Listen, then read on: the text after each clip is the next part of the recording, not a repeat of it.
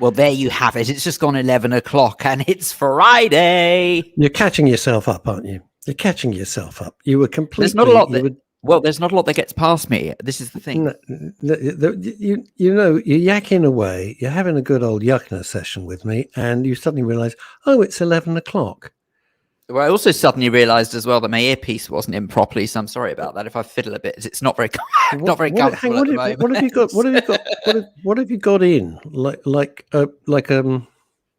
those things are called? What, a cotton bud? What do you got? No, it's an earpiece. She's straight off the gut. She's straight there, immediately up from Edinburgh. She's on it like a rocket, like a square sausage, like a sporran on fire. She's Veronica Curran. Good morning, gents. We don't have any music today because Phil. Is that a thing? A square sausage? Yeah. No, it's not a joke. That's what they have up in Glasgow and Edinburgh. Square sausage. Why? Not a joke. Because it's delish. It's delish, man. Square sausage. It's really good. Really good. Breakfast up there. Oh my God, you didn't need to eat for the rest of the day. So that's Veronica. Barry J. Allen. Oh. He'll save every one of us. Barry J. Allen, happy one and all. Happy end of the week for you, my friend. Perhaps for us, the week is just starting. Martin Bell. Hello, Martin. Hello, chaps. He says, Paul Claret. Paul, have you got time quickly to phone the show? Because he sent me a private message. He starts work. You cannot possibly believe what this guy has gone through today. Only if you want to share it. Paul Claridge. There's only one slight snag to that. What? The phone doesn't work? Well, no, given the setup, you might not be able to hear him. Oh, that's good. We don't want to. But I tell you what I can do. Your reactions. Paul. Just your reactions of you going, oh, really? But good. Paul, I tell you what I can do. If you did want to join the program, just message me on Facebook, and I'll send you the link that you click on to join it properly. We'd love Paul, because that what you sent me is so jaw-dropping. You have to talk about it. Good morning, everyone. I'm in Croydon in a pub. You know what every good pub needs, don't you? Well, a ladder. No. Every good pub needs crisps. This is going to be hilarious. Do you know, there are times I want to jump on the tube, come round to where you are and just punch you. This is one of them. I cannot believe, not only are you eating crisps, and by the way, Phil Dave. Well, Friday's my treat day. Yeah, of course it is. Like, so it's Monday, Tuesday, Wednesday. I said, what flavour are they? This is Phil Dave. Over the oyster flavour, swear to God. I just asked him like 5 minutes ago, what flavour crisps are you eating? Oh, oyster flavour. Apparently they're oyster and vinegar, but they are vegetarian. I checked. Hey, I tell you what. Supposing they work, you've got 3 hours ahead of you. Nobody in that office is going to be safe. And when I say nobody, I mean nobody. Fair, nobody's safe anyway. So yeah, but oysters, you know what they say. It makes you shellfish.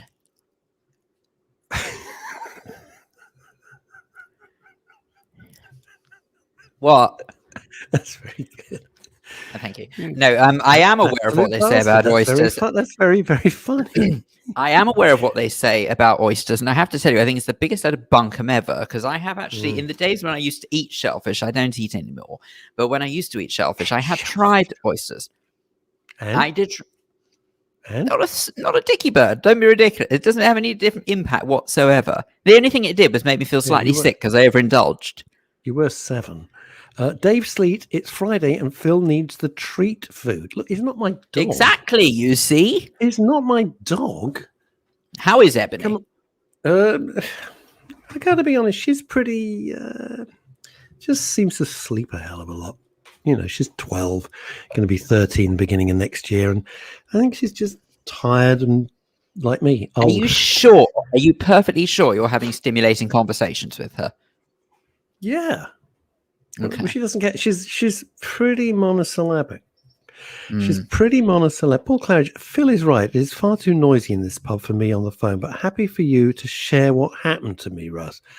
I'll have to go onto Facebook. See, if I go onto Facebook on my phone, I've got to read this out. Thank you. All right. So Hold the line, please, caller. And whilst he's doing that, we'll say a very happy. Shut up. Well, can I just say hello to Emma Webb, who's joined? Yeah, you can. All right, listen to this. This is. Well, I'm going to say it anyway. Hello, Emma Webb. Oh, hang on. How's that? My battery is low, but the thing is plugged in. Holy moly, mother of God. How's this working out? Oh, I see. His laptop's low on battery, everybody. You'll be delighted to hear. Oh, well, this could be a very long 3 hours, I tell you. Hang on. I love it. We've got to hold on. Hang on. Why do we have to hold on? We can. You know what? You just carry on sorting yourself out. Because no, I'm done now. I'm done. For goodness sake. Right. So rude. Have you plugged it in again? It was. I'm not going there. Just be quiet. I have things to discuss about Paul Claridge. I'm not the one eating crisps. I'm not the one who didn't check that my laptop was plugged in before going live for 3 hours. Listen, crisp face. You have a choice. No, not really. It was plugged in, but you know they've got the transformer bit. Monsters in disguise. Right, more than meets the eye. It wasn't quite plugged in.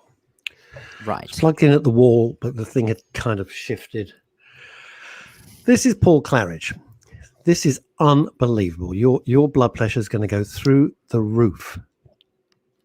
Yes. What have I done? What have I done now? What? I don't know. I just thought it'd be a comedy 3 hours moment. Of this. I'm gonna. I just thought it'd be a comedy moment to look at you and slap my forehead. But to be honest with you, I regret it because it slightly hurt. Dick. Right. This is from Paul Claridge. Things I achieved today. Everybody ready? I got hit by an e-scooter at East Croydon and then get verbal abuse from the woman riding the scooter, even though, wait for this, she was at fault, crashed into me from behind, silly cow, and was looking at her phone while riding on the pavement. Those e-scooters, if they don't bring in bloody legislation, we should just go and get them and throw them in the street. It's disgusting. She has a go at, and this is a guy who's recovered from cancer, lost half his body weight. She hits him from behind. She's looking at her phone and she's on the pavement. I'd have got that scooter and kicked the crap out of it. Not that we condone such behaviour, but of course we don't condone the behaviour of the scooter either. Don't condone it. But what's she doing on these things? You know, they're doing 25 miles an hour. 20 miles an hour. I wish. My one top speed is 15 miles an hour. All right. Do you want to get hit by a chunk of metal with somebody on it at 15 miles an hour? No, of course you've bloody done. For goodness sake. Obviously, I don't wish that on anybody. What I'm trying to get Precisely so. Do you ride yours on the pavement? Phil Dave, yes or no? No, obviously not. There you go. Okay. Well, not when there are other people's on it. Right. 2. So that's the start of his day, right? And we wish you well, because that must have bloody hurt. Have a member of the public, now remember his job, he hands out free newspapers. Have a member of the public grab a handful of newspapers and then hit me in the face with them. Can I grab a handful of crisps? Yeah, go on. Then recover composure just in time to see the coward jump on a bus and make his escape. So he's giving away free newspapers. Somebody comes up, grabs a handful and smashes him in the face with it. Confront a drunken yob who is using a leather belt as a weapon with which to hit random passers-by. Does that mean that Paul's face is all over the front page? What? You've taken all this time to think of that guy. 4. Well, no, I thought of it before, to be honest, but I had a mouthful. Of oyster crisps. Only you, Philip, Dave. Oyster crisps. Get an email confirming that my decree absolute has been granted. So it wasn't all bad then. Jesus, this is him today. He gets hit by a scooter, which is on the pavement with a stupid person looking at her phone, gets assaulted, gets attacked by a drunken yob wielding a leather belt, but he got divorced. So there's an upside. That is Paul Claridge's life in a nutshell. I had to read that to you. Thank you for sharing. God almighty. Wow. See, that's actually, I'm starting to think whether or not Paul's in the right job. Yeah, it hasn't occurred to me because he seems happy and nothing ever seems to happen to him. Seems safe. Paul, you're a very capable sort of chap. You know, Russ and I are lucky enough to know you. Do you not think that you'd be better off doing something else? Yeah, anything. You know, like mining or diffusing unexploded World War II bombs. Oh, Anything I would know be what he could do. safer than what you do. What? I know what he could do. He could be a model for pork pie hats so we can try and bring them back again. Quite all right, are we? It's nice because I got an espresso coming down my nose now. Hey, you can get part-time work as a milk frother. Now there's an image for you. Good Lord.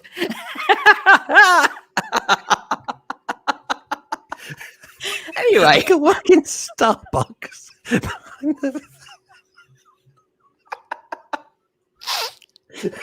Anyway. God, dear. That was quite funny. That was very good. Like Barry J. Allen. Oh, I tell you, I've never known anyone to snort espresso before, but anyway. Well, it wasn't pleasant, I can assure you of that.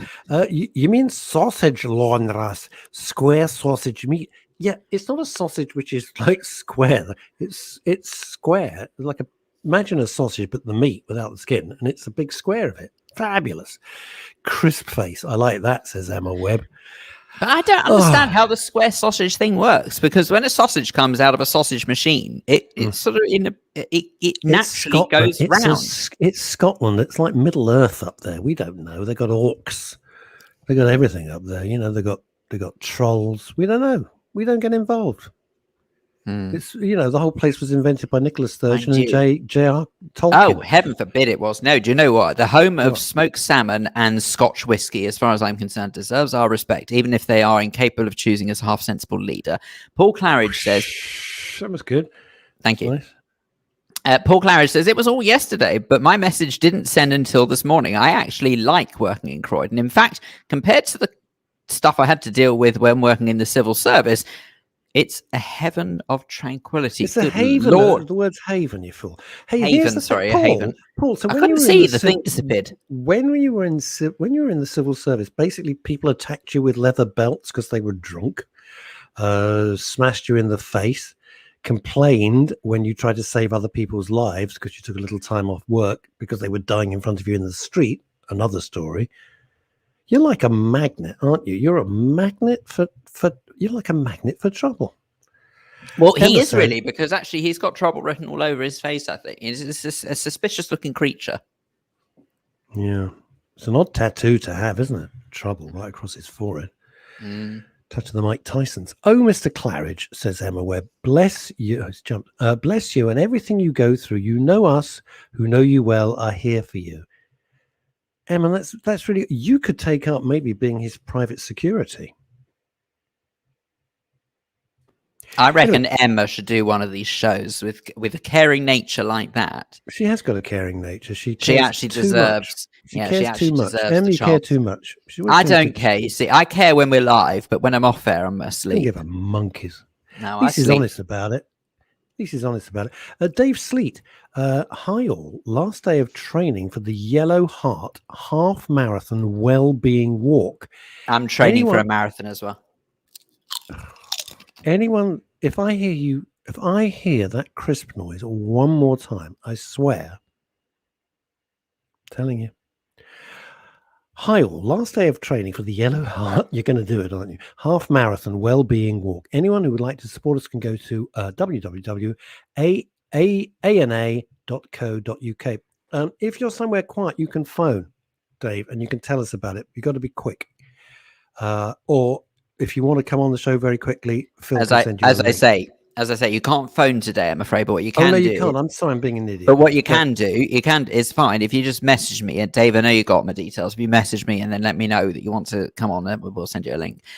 Luke Newman, by the way, says, good morning, gentlemen. Tough week this week. Mental health illness from home has brought me down slightly. However, I've recognized the symptoms and will be having a week off as sick to improve. Well, Luke, do you know what? I actually sort of think that one message there helps more people than you realize, because half the battle is realizing that you need to take a bit of time out. And bravo, says I, the fact that you actually have recognized you need to do that. So Luke was a guest on the show. I saw what he was doing and I was so knocked out by it. I said, please come on as a guest. And he did. And it was terrific. And the book's going well. And it's interesting. Luke, did anything... I have to ask this because this kind of goes back to our chat with the actor James Dreyfus. and it's a real theme. Did anything trigger this? Because this whole notion of depression now, mood swings and everything like that, we're all in it together. We're not sitting on a lofty mountain looking down at the people. We're all, all in the trenches together with this. So, apart from Phil, who as long as he's got a crisp, life's great. Let's be honest. Give him food. He's happy. Doesn't need anything else. I can't help it. I get very peckish. I know you do. I've had 2 espressos today. That'll do me. So, Luke, and some of it you drunk properly. Yes. Yeah, before you make me laugh. So, Luke, did anything trigger this? It's very interesting. Did anything trigger this? Did it just come on you like the black dog out of the blue? Was something brewing? If you want to discuss it, please do. And if you don't, we will mind our own business and go away. Fab. Thanks, guys. So Dave Sleet's going to take up the offer of the Linkorama, I think. And Alexander Lichtenfeld has decided to join the conversation with possibly the most helpful comment to date. Yeah. Yo. And heart emoji. Mm-hmm. What does that mean? Isn't it a type of sushi? It's either a sushi and the belt that goes round and round is broken because it's just yo, but there isn't the word sushi. Or she went to a toy store, bought a yo-yo, got home, the stringer's broken, so now it's just a yo. Not even a yo-yo. Could be that. Could be any of that. Do you think the heart is aimed at you? Probably not at me. Well, I wouldn't be surprised if it was aimed at me. I think she loves you. Back to Luke. Mental health illness has suffered from work. Oh, Christ. And the way I've been treated. People don't know what they do. What have they done? It's for both of you. Thank you. We will both accept your lovely heart, Alex. Pleasure for that. Mental health. You see, this is so... It's awful. It's mental health illness has suffered from work and the way I've been treated. It's horrible, isn't it? What is it, Luke? Is it bullying? Is it non-recognition? Are they rude to you? Horrible. Wonder what it is. Pressure.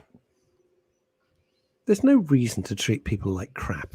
It's never been legitimate. It's never been, and bullying in any form is never acceptable. Ever, ever, ever. It's as simple. There's no other, there's no exceptions to that rule. There should be law. But, the workplace, I did a very long podcast, Phil. I think it was yesterday or the day before. No, Wednesday I did it. Wednesday I did a very long podcast with the amazing Suki Thompson. Suki Thompson did the Reset, the Let's Reset, that fantastic book. You know what I'm talking about? Yes. Yep. And we were talking about that. And of course, she does a lot of mental health in the workplace, which is Alex Lichtenfeld's. That's what she does. It's I'm sure you two have hooked up. If not, I'll sort it out. And we're saying, do you think it's mandatory? And I think you got 2 things which are fighting with this. Number one is a lot of people are paying lip service. Oh, we've got mental health first aiders. Oh, that's marvelous. There's all of that stuff. So the bigger companies can kind of pay lip service, while the smaller companies probably won't. And then you got a situation, because as exactly Phil Dave predicted, within 2 weeks of the pandemic starting, the economy has tanked. Obviously, businesses going bust, people desperate. And so business owners, as much as they may want to worry about mental health, I'm sorry, I live in the real world, and I just fear they're going to say, all I care about is keeping my business afloat or resuscitating my business. So your mental health problems are so far down my list of concerns right now. I've got a business to run here. It's all about the bottom line. And I wonder if these, you've got these conflicting things. But as I pointed out, and I only mention this because of all the wonderful experts we've had on the show, if your staff, employees, team are not happy, they will not be producing for you. So do you ever get self-conflict? As in, like, sort of your feelings conflict? Yeah, you think one way about something and then end up thinking another and actually end up fighting with yourself. Yeah, absolutely. Completely. I don't know if it's fighting, but you're arguing over things. Like one side of you doesn't want to do something, and the other side, I think you should do it. And you're saying, oh, no, either you don't think it's safe, or you just don't. I don't know. Who knows? Paul Claridge. I will bet you anything. I'll bet you anything. There is a proper terminology for that, where you fight your own emotions, or you fight with yourself. And I bet you anything, I know a chap who can know the answer to that. Ask and ye shall get. It's Dave Sleet, everyone. What a beautiful segue. What a segue there. What a professional. And he come a long way. He has. Anyway, it's been nice to see you. Anyway, bye, Dave. Right. Thanks a lot for dropping Dave, in all seriousness, actually, is there a sort of some sort of medical terminology for that you'd probably know about? When you said you get conflicting feelings, that you're sort of you're fighting almost with your own emotions. Yeah, it's called conflict. No, is it? No, but is it literally just called? I didn't know it was called conflict. I didn't know if that was like a proper medical term for it. Yeah, no. When we're fighting with almost, the way you've got like two gremlins inside your head. You've got Mugwai and you've got Spike, and they will always battle, and we will always have that conflict between. Who are the two? Who are the two I've got in my head? Mugwai and Spike. You remember the Roald Dahl story of the gremlins? No, I don't. I don't read Roald Dahl. Hate it. I can't stand him. I'll be honest with you. Absolutely. You've never seen the film Gremlins? No. Oh, Russ, come on. No. So it's an extension from a Native American story of the two wolves, which most people will have. I know that. That's all right, because it didn't involve Roald Dahl. And Gremlins is a kind of extension of that story. So you've got good and you've got negative, and the brain will always kind of try and fight for those two extremes. So we will always have conflict in our minds. It's about balancing the two and finding a path that works for each individual. Oh, easier said than done, of course. Of course, yeah, of course. But that's Sam Monroe seems very excited you're there. Dave Sleet with 30,000 exclamation marks in capital letters. What I like about Russ is he never exaggerates. Yes, if I told you a million times, I've told you once. Right now, what's this ridiculous marathon track? What the hell? Don't make us feel guilty. Okay, so first off, we're raising funds for the APA Benevolent Fund, which is the only fund of its kind to support therapeutic professionals in the UK. So when the country needs therapists more than ever in modern times, they're the ones that are going out of business, because we estimate there's about 30,000 therapeutic professionals that were excluded from all of the government support. Wow, 30,000. 30,000. Now that, and let's be honest, there weren't exactly enough in the first place. And we're just talking about the ones that were in private practice. Okay, so these are people that are actually losing their livelihoods, and as a result of losing their livelihoods, they're not able to provide the support to those that are in need. In about 30 seconds, could you explain why they're losing their livelihoods? Private practice is unregulated. The whole therapeutic sector is unregulated in the UK. So if somebody did not have a tax return completed, or they didn't have a business bank account, or they didn't have any number of the hoops that the government set up when the support was in place, they were excluded from that support. And if you're in private practice and that's your business, and you've gone from earning to not being able to earn and not being able to support, because a lot of clients said, I can't afford to come to therapy because they were in the same situation. You have that domino effect that puts people out of business. When you say that it's private practice is unregulated, does that make it, for want of a better term, illegitimate? No, by no stretch of the imagination is it illegitimate. Unregulated simply means that the government has not put a governing body in place to oversee the entire sector.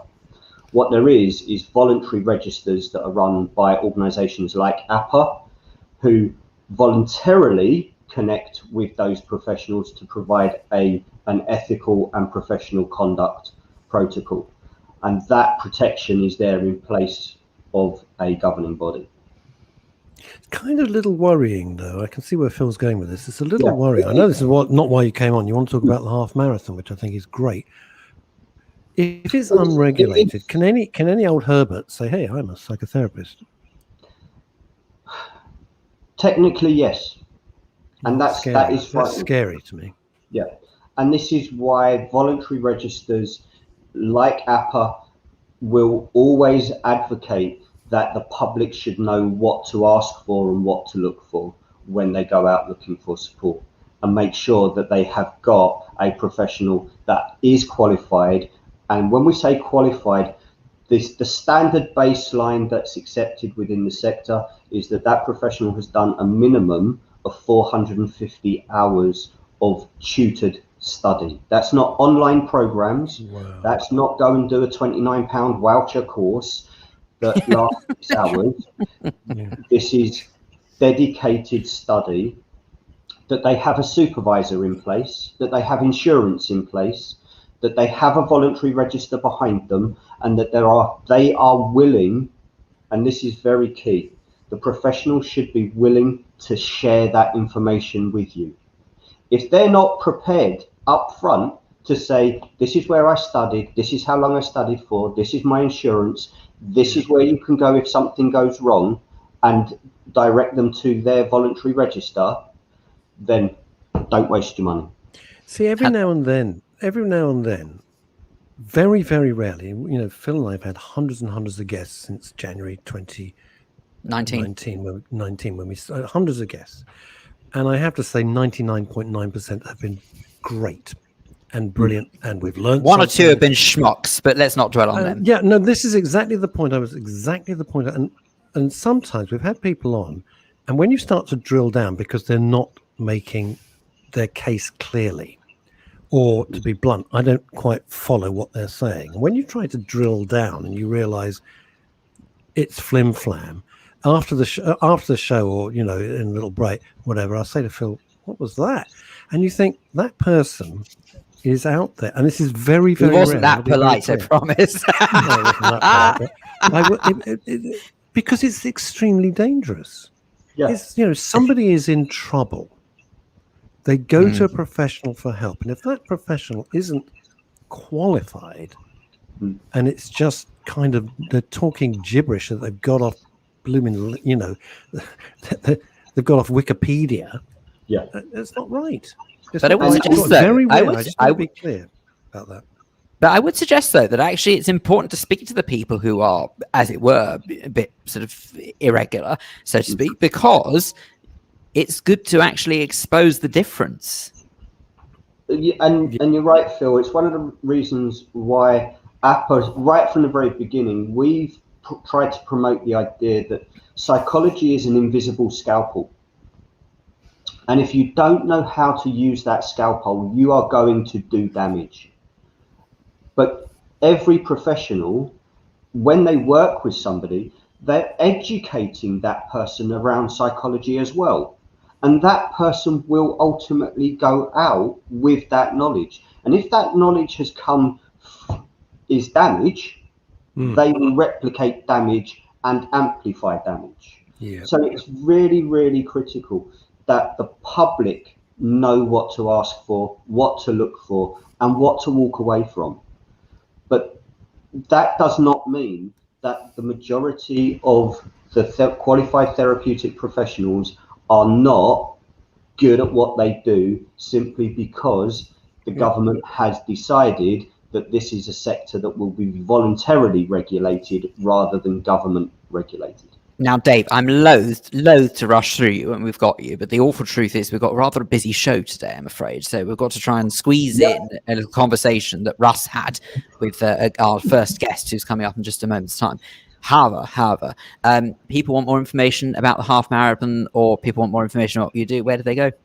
Just go to the website, which is on screen. You'll be able to get all of the information about what we do. The only reason that I wanted to make a big point on this one, I have arthritis. Me walking half a marathon is not easy. So I want to say a massive thank you to everybody that's already supported, and to the radio station for their support as well. So anybody that wants to get involved, no more details. If you click on the website on the homepage, you'll see the link for. Fantastic, thank you. And just for the benefit of those who are potentially listening to this rather than watching, ana.co.uk is the website, and it's AYANAY.co.uk. Brilliant stuff. Dave, thank you so much. Come back and speak to us soon, and we'll go have a proper long chat. Let us know how the marathon goes. Yeah, good luck. Yes, absolutely. I'm looking forward to it. I have admiration, because, to be honest with you, I get out of breath running a bath. So there you go. Thank you so much. You get out of breath eating a marathon. See, it's true. Bye. Bye. Sam Monroe says, I spoke to Mr. Sleep the other day. He's a really lovely guy. Just saying. Pah! And Andrea Lucas, I was tweeting with your stepson last night, and it made him laugh. Good morning. I've just got soaked running in from my car to home. Well, you've got a it's like Downton Abbey where you live. You've got a very long driveway. It's at least about, 3/4 of a mile? More like Downpour Abbey by the sound of it. Oh. Anyway. Now, our next guest, I had to pre-record. Let me explain why. Because it was recommended that I spoke to this particular person. So I had a Zoom call with her first to make sure everything was going to be interesting for you. The listeners and the viewers, and I thought she was a sensation.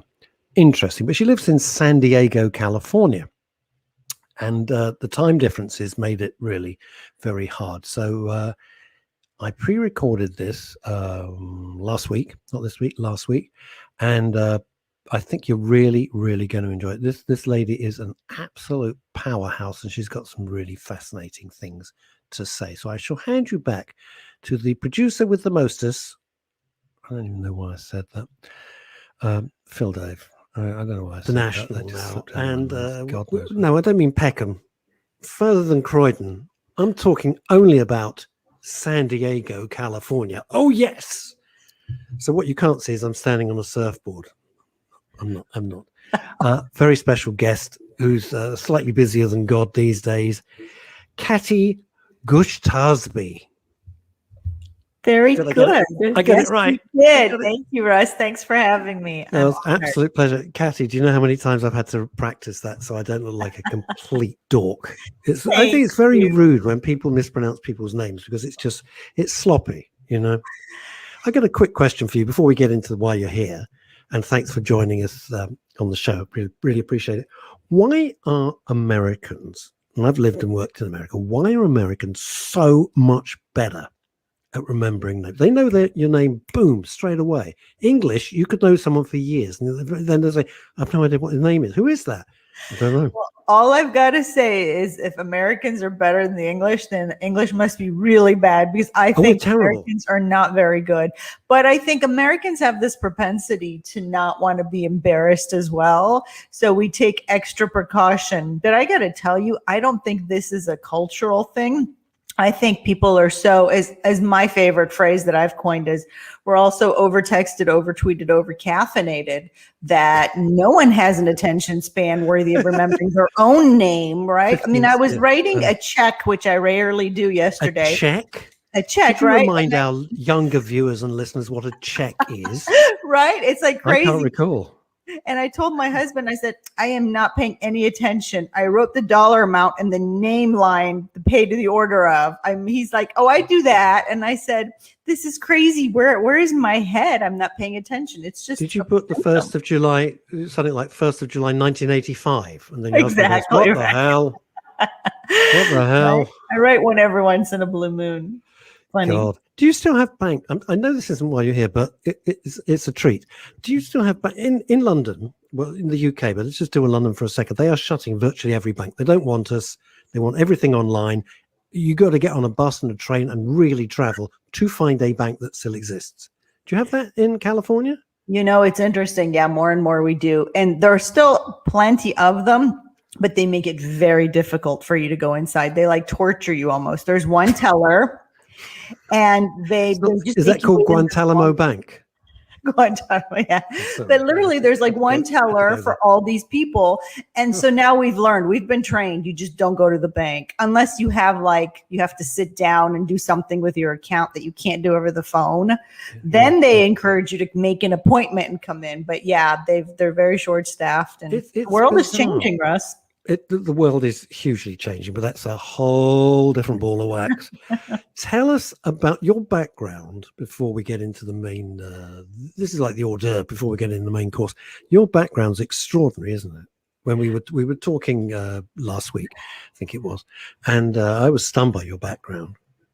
Well, thank you. I mean, to me, I'm not sure how extraordinary it is, but I think that's really how I stumbled, like you said, into my second career.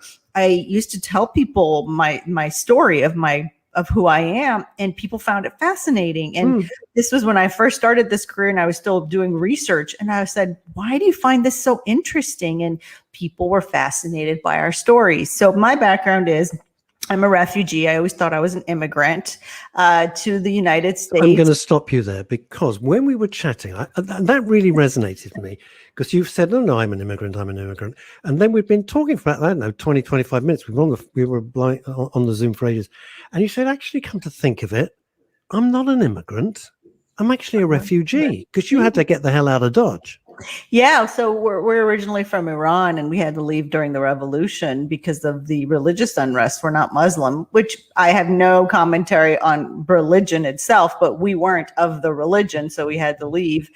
And so we fled. And so my book editor last year during the pandemic said to me, "I have to stop you. You do realize you're not an immigrant, you're a refugee." Yeah. And just that one word changed my life, for us. So we're, whatever you want to call us, we didn't live in the United States. We thought we were leaving with 2 suitcases that we were packed for 2 weeks, and we stayed a lifetime. So I got to grow up in what we call the Midwest of the United States.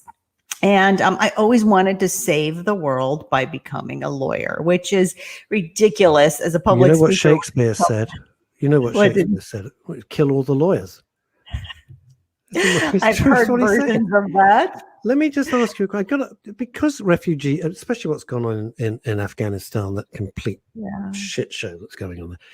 People have one kind of mental image of refugees, and there you are with your parents, and you're highly educated, you've got a life, everything's going on, and suddenly, pack 2 suitcases, we're getting out of town.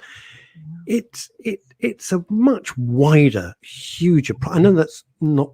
But I'm just fascinated because it's always so current, Not every refugee arrives with their hand out, in a dinghy illegally on the Kent coast here in England. Very good point. Yeah, very good point. Yeah, no, that was not us. We really had no intention of staying here. My sister, actually, she'd spent some time in Oxford, and because she's older than me, and then she'd already come to the States to study. So, and my mom's brothers lived here in the United States, and they were going to university. So we said, oh, let's just go stay with them until the unrest dies down, because we had property, we had multiple homes, we had a life and family there.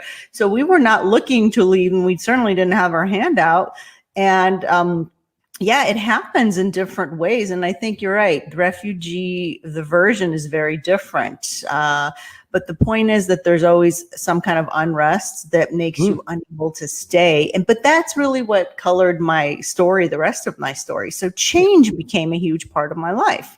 Growing up in Indiana in the middle of the US, I didn't look like anyone else. Back then, this is 1979. I was thinking about this the other day, common things that we ate in Iran that are now common in the States and probably in the UK too, were not common, like yogurt. Like we used to eat yogurt, and the kids at school would be like, what is that stuff you're eating? Like you couldn't go to the store to buy yogurt. By the way, Kathy, I know you're highly intellectual, but it's yogurt. Can't let you get away with yogurt. Sorry. No, yogurt. No, that's straight out of Friends. It's yogurt. Just putting it out there on behalf of the Brits. Got it. Did they think when you landed in Indiana, and all I can know about Indiana is there was a song by Ardeen Taylor, wasn't it? Indiana wants me, Lord, I can't go back there. I think your version was probably Tehran wants me, Lord, I can't go back there. I should imagine that's your version.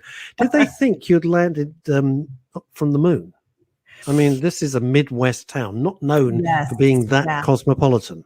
Well, you know, this day and age with the conversation around diversity and discrimination and skin color, people were very nice to us. I've got to say, wow. I'm so grateful for growing up there. People, because they would really look at us, and there was so much unrest around being Iranian. We wouldn't even say we were Iranian. We said we were Persian, right? Like the rug. Yeah, because they wouldn't put, being from the Midwest, they wouldn't realize it's the same place. They had no idea what Persian meant. We're from Persia. Where's that? Just south of Watford. Somewhere, right? Exactly. Yeah, somewhere. But people were extremely kind. But here's what happened that traditionally happens. Children were not kind, right? Because I didn't look like them and I didn't sound like them and I didn't speak any English. So the same stuff. Hang on, whoa. You arrived in Indiana. You didn't speak any English. No, I was 6 years old. I didn't speak any English. I remember the first day my mom and my sister, after 6 months of being here, realizing we weren't going back, they took me to first grade. And I just remember, I'll always remember that vision of looking back at them as they left me with the teacher. And I was looking at them like, I do not speak this language. You're really going to leave me here and go? And I remember the kids in the class would tutor me on the side during the school day and teach me vocabulary. Oh, well, that's nice. It's very nice. I mean, so, and you know, we would go to church and the pastor would say, we have friends from Iran, let's pray for them. And, you know, it was really emotional. And when I think back, it's still very emotional to feel that love and kindness. Mm-hmm. And I grew up, you know, with the typical stuff of bullying and kids, but really just looking different was the part of it that, you know, I didn't have blue eyes and blonde hair, but the people of Indiana were very nice. And I still always say Midwestern people are kind people here in the States. So they get a bad rep though, don't they? I think they get a bad rep because you got New York, which is one country, you got Los Angeles, which is another country, and you got everything else in the middle, which is America. This is true. They're known as farmers. Yeah. And I think it's interesting from a mental viewpoint and a world viewpoint that, you know, oh, it's the Midwest. And it's so, I just think it's so rude. They're putting food on everybody's table, literally putting the food. Very true. So anyway, you wanted to change the world. Presumably you learned some English. I wanted to change the world by becoming a securities lawyer of all weird things. And I got to do that. So, you know, I went to undergrad and paid my own way through law school. And I remember the day I passed the bar exam, is what it's called here in the United States. Same here. My dad said to me, you know, you're an interesting one. You're really devoted to service. And I really was. So I had a fantastic career, mostly in Washington, D.C., because I knew that's where I wanted to be. Talk about manifesting what's very clear in your head as your goal. So I had a very small stint in the Indiana Securities Division. Then I went to D.C. So I was a federal lobbyist, Capitol Hill. And, you know, as a young lobbyist lawyer, I really got to see through naive eyes how the process of laws and government, federal government, worked. From there, then I left and I went to the U.S. Securities and Exchange Commission. I was investment counsel. And that was when Enron blew up, that little company. Some of your audience may not even know what Enron is. Oh, no, we have a very, very smart audience. They would be the smartest person in the room, if I can just extend your Enron comment. Well, no, I'm saying from an age perspective, a lot of people did not really understand what Enron was because they were so young. I'm not speaking to intellect. I'm speaking to age related, because Enron seems like a million years ago. That was what, back in 2000, something like that. So 20 some years ago. So it was when I was at the SEC that I really got to do some profound work. I got to set up the registration system for all of the investment advisors in the United States that sell. And then from there, though, I changed hats. I went to a major law firm in their DC office. And that was where, Russ, my second career started to happen. I was just questioning life a lot. I would say to people, is this what I'm supposed to do for the rest of my life? I get up, I go to work. Is this it? Right? But back then, other lawyers were looking at me like, how do you have time to have these weird thoughts? And who cares? Just move on, do your work. But it was always very perplexing to me. Like, what is the point of this? Is this really what my purpose is in life? And at that same time, lawyers kept coming to me and going, how did you get that job? How did you get promoted? How are you getting these clients? And I never had time to even stop and consider their question, but I would take people to lunch and I would say, okay, here's what I'm doing. Try it, see if it works for you. If it does, great. If not, I'll take you back to lunch. We'll play again around with it. That I didn't even know was personal branding. I was teaching people how to sell themselves and how to self-promote themselves by tapping into who they are, their identity versus their role. So I left that job and I went in-house and I was investment counsel at a large insurance company. And that was where I burnt out. And now we get to the mental health part. Yep. I have everybody in the US at least wants to be a lawyer in a company. That's where you know you've arrived. And at this point, I had literally worked all around the legal industry. I had held every job in every setting for lawyers. But I was really miserable at that job. It was a very poor culture. There was a lot of tension. There was a lot of angry, upset people. And it started to really take its toll on me. And I was super stressed. And my doctor said, if you don't quit your job, your stress will kill you. And I said, are you going to pay my bills? Here I was, a single woman, right? So it was the day that I had spent 15 hours on a very small part of drafting what's called a mutual fund prospectus. And you don't need to know more about that because it's so boring. But I went home that night and I opened my mailbox at 9:00 at night in the dark. And there just so happened to be one of my own prospectuses.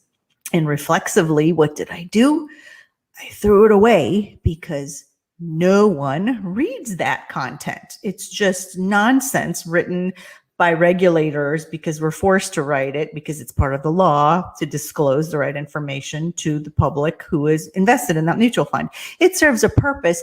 It was a very hollow experience for me. And that was what we call my aha moment. I was like, what am I doing? I'm making a lot of money. I'm making corporations richer. But is this my life to draft material that no one reads and throws away? So 6 months of drama happened. It was not easy. I don't want your listeners to think, oh, no, I'm smiling because, I made my living for a billion years along with broadcasting as a copywriter. And I can't tell you the number of brochures and pamphlets and stuff that I wrote. And I thought, it's hard labor to do it. It is quite, you want it to be right. And you think it's going to go straight. Some of it's going to go straight in the bin. Very hard to break through. Very hard. Yeah, exactly. And so how did that feel? It wasn't really motivational to get up in the morning and draft something that really wasn't going to inspire anyone to read it, right? From your perspective or mine, it depends on who you are. Fundamentally, it's just a question of who we are as people, really. And I think lawyers are necessary. And I think there are many people that still do that and they need to do that, but it wasn't my calling. So 2 years before the Great Recession, I quit my job. Cold turkey. There was drama. The biggest drama was internal, Russ. People thought I was crazy for quitting that great career and leaving all that money on the table. I was sure I was crazy. And I use that term, and I'm sorry if that's a in politically incorrect word, but I just wasn't sure what I was doing anymore. But as it turned out, I just couldn't do it anymore. And I knew I had a different calling and a different purpose. And I didn't know what it was though, but no one was reinventing themselves at that time. People just were following the order and whatever the brand of the business was, they were showing up every day and pensions and whatnot. But I took a random community college course. I didn't even know what community college really was until then. And it was taught by an ex-Harvard lawyer. And I was thinking to myself, I can't get away from these lawyers to save my life. And his whole premise was that you and I each have something that we're really good at. It's called a natural talent is what he called it. And if we do that all the days of our life, we're going to live longer, be happier. And really what made my ears perk up, Russ, was that he said, people will naturally gravitate towards you and they'll know you're naturally good at it. So they'll want to be around that, hire that, promote that. And I remember raising my hand and saying, I'm just a lawyer. I don't have a natural talent. I was so confused between my identity and my role as a lawyer. I really identified just with my job and my role of being a lawyer. And he really convinced me in this class. The whole class convinced me I had a natural talent. And I left there. Can I just of course, because it's such a key point for mental wellness that people, I want to get this right, identify themselves or represent themselves. What are you? I'm an architect, or whatever it might be, or I'm a housewife. I don't know if you can say housewife. I'm a mother, but who are you? Yes. Oh, well, I'm an architect. Yes. And that role confusion. Yeah, it's so true. I first learned about the formal concept, and I've never heard about it since, through what's called Sandler. Dave Sandler has a sales training. He's long past, but it's called Sandler Sales Training. And he was extremely smart man, but he was also very wise and really got how people function. And it's the concept that we all have a role that we serve in our lives, like you said, father, mother, daughter, lawyer, copywriter, you name it. But that is not our identity. Our identity is deeply rooted in what gives us the mental strength to come up every day mentally healthy.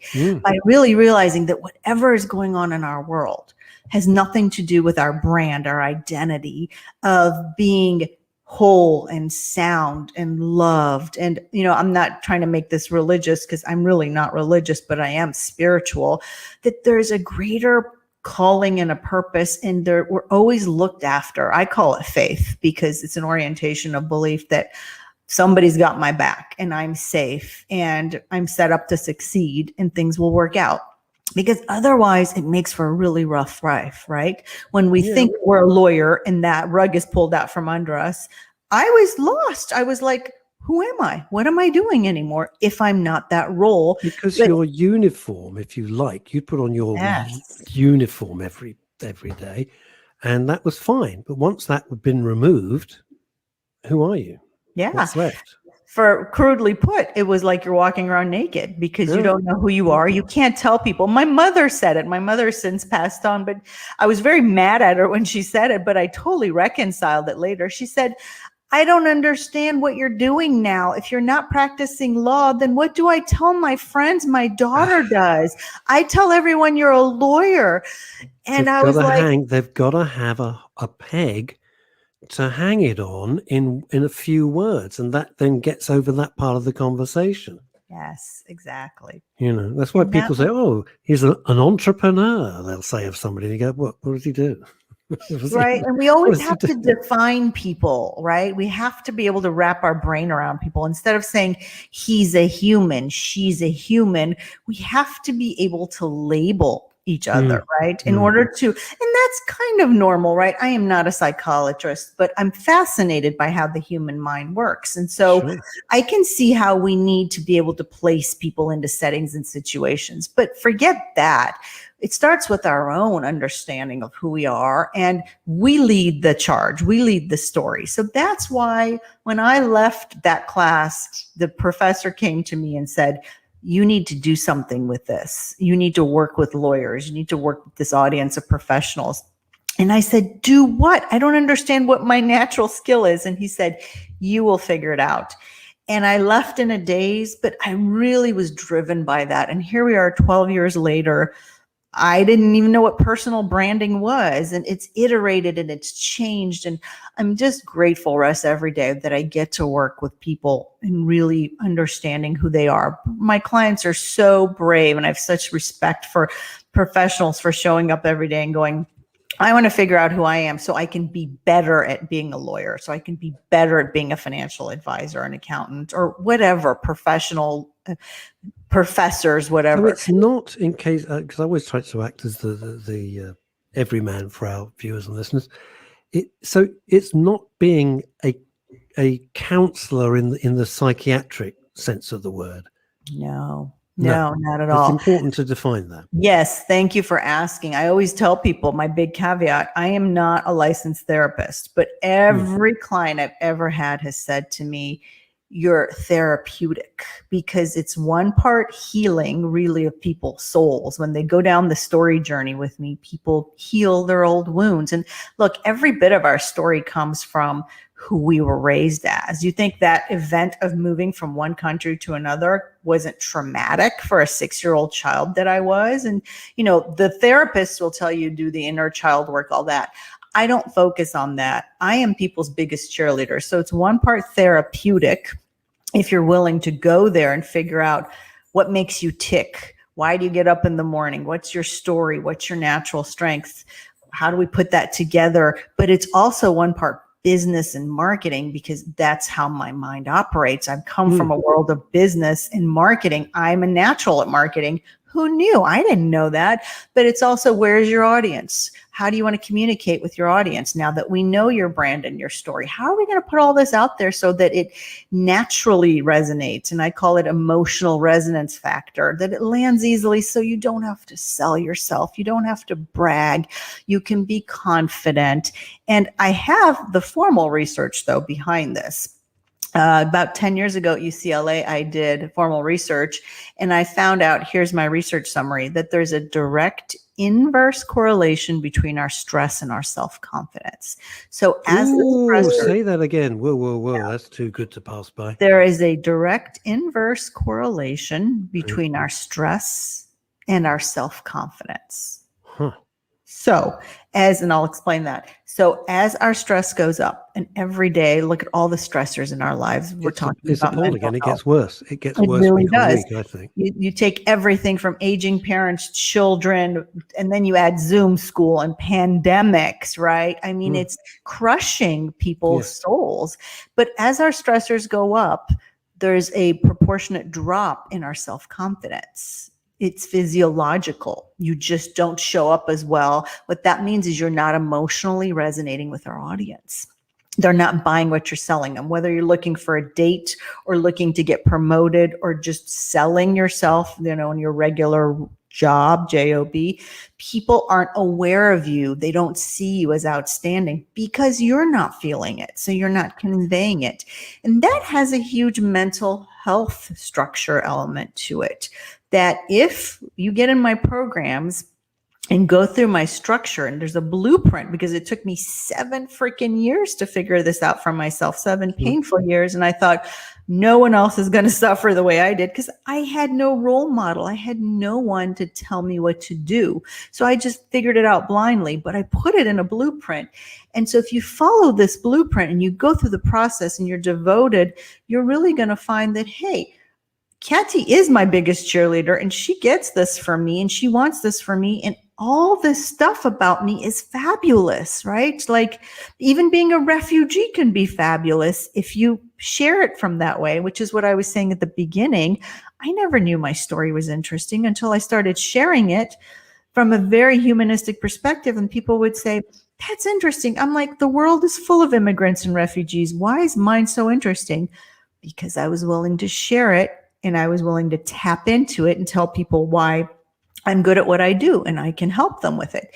That's a huge mental health element, because we're showing up and we're saying, I'm good with who I am.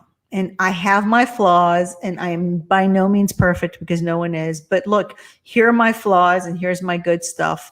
And my self-confidence is going to come through because I'm keeping my stress manageable intentionally. I wish there was a magic wand, and I think that the thing we discuss probably more than anything else is stress, which just leads to depression. And it doesn't, not inevitably, but it can lead to depression, and that depression can have a devastating and ultimate end of story, which nobody wants. But stress is very hard to manage. It's very difficult to manage. And I think there has to be, is your course, and I know you can't give the whole thing away, obviously, but is it practical? Because I tell you why I asked this. There's some, big sort of gurus out there.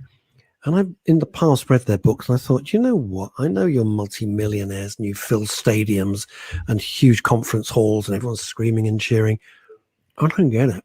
I can't relate to this. I'm not finding anything in your book that I can use of a practical nature. And then sometimes you come across these absolute nuggets and you think, oh, that's it. That's the key. That's unlocked it. That's a brilliant point, Russ. I really respect you for making that point, and it's a great question. So everything in my programs is individualized because it's about you. You show up and you do the work. I am your project manager, and I will take you through the steps. it's a process. It's iterative. You start off as Russ 1.0 and you become Russ 2.0, and it has to be pragmatic if it's individualized, because I myself went through it. And so I was just telling a new client yesterday that rolled on.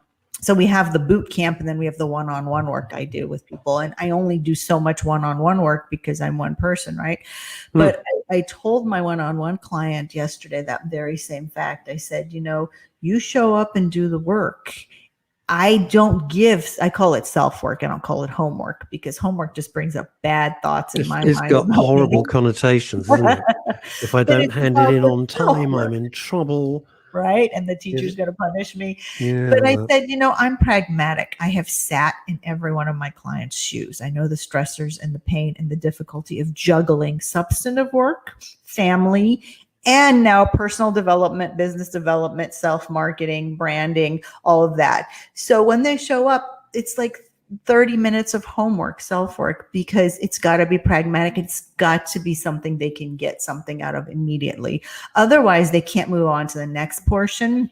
And when we don't see results, that hurts the mental health state, right? Like, I want to win. I want to be able to say, I did something and it paid off, because that's just human growth and evolution. Otherwise, why bother, Russ, right? And I think that's where the disconnect is. People don't start, they don't try because they're afraid of failure.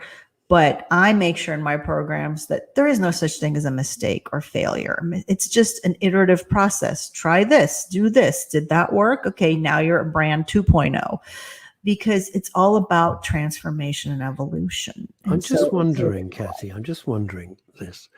It's like anything in life. Like, if you want to stop drinking, or if you've got an addiction, it could be alcohol, it could be pharmaceuticals, it could be gambling, it could be gaming. There's, we've had a lot of experts talk about this, and it starts with you wanting to change. Because I'm asking rather than saying, because it's like, my view is, if you don't inside genuinely want to change, don't even bother. You can go and see everybody in the world. You're wasting your time. It absolutely. And that's really how I quote unquote sell. If you're not ready, you can't get the benefits out of my program. So oftentimes people refer people to my programs. They're like, oh, I've gone through this program. It's really good. It helped me. And the person doesn't sign up who they referred. And they're like, I don't understand why that person didn't sign up. I'm like, they weren't ready. I actually do an assessment, not for everyone going through the overall big boot camp, but I make sure even in the written copy for that, I'm like, this isn't for everyone. You've got to want it, right? So I have to ask the question. Well, no, it's only because I'm nosy. That's why I love the job. Have you ever, somebody's come along and you've thought to yourself, I cannot sort this person out, because they're just not going to put in the work. They're not going to put in the effort, or their mental state is such that, they can't focus and affect a change. Absolutely. Yeah, it happens. You have. That's just life, right? I've fired clients before, clients that I've cared about, but that weren't either doing the work or were not at a place where they were really getting value. Or sometimes, people want a different relationship. They want to be, they want you to be their therapist. And I'm not a therapist. So I'm very careful of that breach that happens. It doesn't happen very often, but I certainly qualify people, because look, I always tell people sincerely, I didn't change careers to not be effective. I didn't change careers to not serve my purpose. I am not here just to take your money and make you feel good and not get your results. One, that's a failure on my part and on your part. And two, it leads to bad referrals from a pragmatic business perspective, right? You want people who succeed and naturally go out there and say, they don't even need to sell it. People just show up. And I tell people this, I say, just do the program and go back to work. Somebody somewhere will stop you in the hall and say, hey, Russ, what's different about you? You're showing up different. You're dressing different, right? There you go, Slick.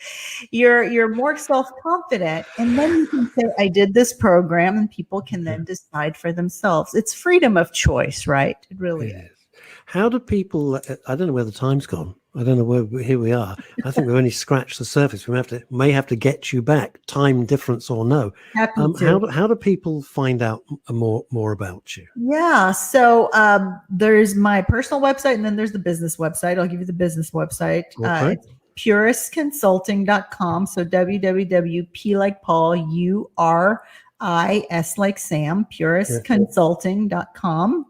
And then there's my personal website, which is katygostasby.com. And I won't spell that out because you can just phonetically, or you can read my name. Yeah, it's there on the screen for the. But that's no good if you're listening. If you're listening on the other radios networks, it's KATYGOSHTASB like boy I, katygostasby.com. And we, like I said, I've run the personal branding boot camp program for 12 years now, in person, and we were virtual before the recession. So the pandemic, excuse me. So I have one. No, I think you know what, you can conjoin the two. No, you can't. I don't know what it's like in the States, but wow, everybody here has taken a smack in the mouth with this. Fair enough. They really Absolutely. have. Yeah. So that program is something I'm running this next cycle just for women lawyers, because I found this is the other thing. Mental health for women lawyers has taken a huge dive in the United States, to the point where the survey results show, and I don't think this is different anywhere in the world, but the survey results show women lawyers are drinking more heavily, because your role and your identity as a mother and as a lawyer and as a producer is all enmeshed.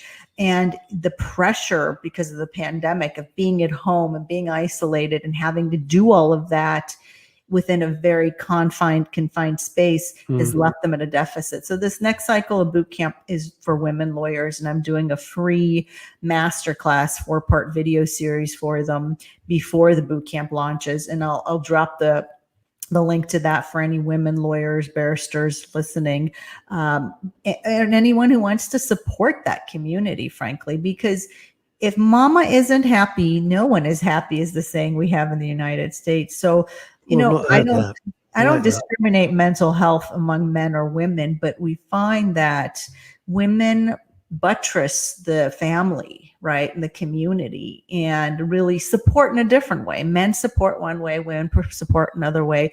We all need our mental health intact, regardless of gender, even if you're non-binary, whatever pronoun you use. We need to focus on that. Bless you. Thank you so much. Go on, aggravate me. What's the weather like today in San Diego? You'll appreciate torturing this. Myself here. No, I have to tell you, you'll be happy to hear this. It is overcast and cloudy. Oh no. Oh, you see why I never took up acting as a career. Listen, Katy, thank you so much for finding time. I know you're busier than ever, but I really appreciate it. So I'm going to say goodbye. Thank you so much. Good luck with everything you do. Thank you. Take care. The remarkable Katy Gostasby speaking to Russ earlier in the week. Blimey, she was an interesting character. She was great. She was really great. I was introduced by someone we're doing some business with, and so I did the Zoom call because I like to know what the guest is going to, going to be like. And I was just blown. I thought, well, I'll give it to. We were on the Zooming for like well over an hour because she was just so interesting. I thought, right, I'm not surprised. Fantastic stuff. Really interesting. I think she's what some might describe as empowering. Some might say inspirational. I don't think inspirational is quite the right word, because inspirational to me is someone who sort of maybe has gone through a certain scenario before, potentially. But I would say empowering is a really good word, because she's infectious, isn't she? Her energy is infectious. Nice way. Yeah, no, not in a pandemic kind of way, but she's like infectious. One of your dates. Yes, thank you very much. Anyway, you'll be delighted to hear. Oh, sorry. Come on, David Wimble, he of Deluxe Radio and Radio Wave, said, "Very interesting lady." Thank you, Mr. Wimble. Appreciate it. Veronica Curran, very interesting. Very, very interesting. Ramsey says, interesting discussion with Catty. I know it's spelt Katie, but it's pronounced Catty. Trust me. I know. I have cousins. We don't want anyone thinking that, by the way, we're being rude about her. Her name actually is Catty. So, No, it is Catty. It is Catty because I called her Katie. She said, and at the end when I was speaking to her, she said, "Oh, can I just say that is actually how you pronounce my name?" I felt about an inch tall. Awkward. Felt like Thumbelina there. Interesting discussion with Catty. I have cousins from Palestine now living all over the US, and I agree with Russ. The ones in the middle of the country, known as the flyover states, are the nicest and kindest, very humble and modest, while the ones on the east and west coast are equally lovely but quite different. As for the Californians, ... We're left in suspense. I think we should leave our next guest in suspense no longer because he's very good. You see the way you do this. The way you do this. It's almost like I link this show together. You're right. Yeah, right. You get the show notes. Go. What's this? What? Oh yeah. Haven't got a clue. Yeah, our next guest. Our next guest is very patiently waiting in the digital green room and looking mildly horrified at what lies before him. But fear not, Peter. We're very much looking forward to having a chat with you because Peter Wingrove joins us now to talk about, well, a very serious subject, but we're very pleased all the same. Peter, I think first and foremost, welcome to the Daily Show. Thank you so much for joining us. Would you be so kind as because I hate to just sort of sum up the sort of experience that you've gone through in an introduction. I feel it's a bit disrespectful. It doesn't quite do it justice. And I'd far rather that you tell us your story and why you're here. Because I've read the notes and first and foremost, my deepest condolences. So. Yeah, sure. So obviously today is quite significant. I'd like to just say I watched the tail end of your interview with Catty, who I actually know quite well.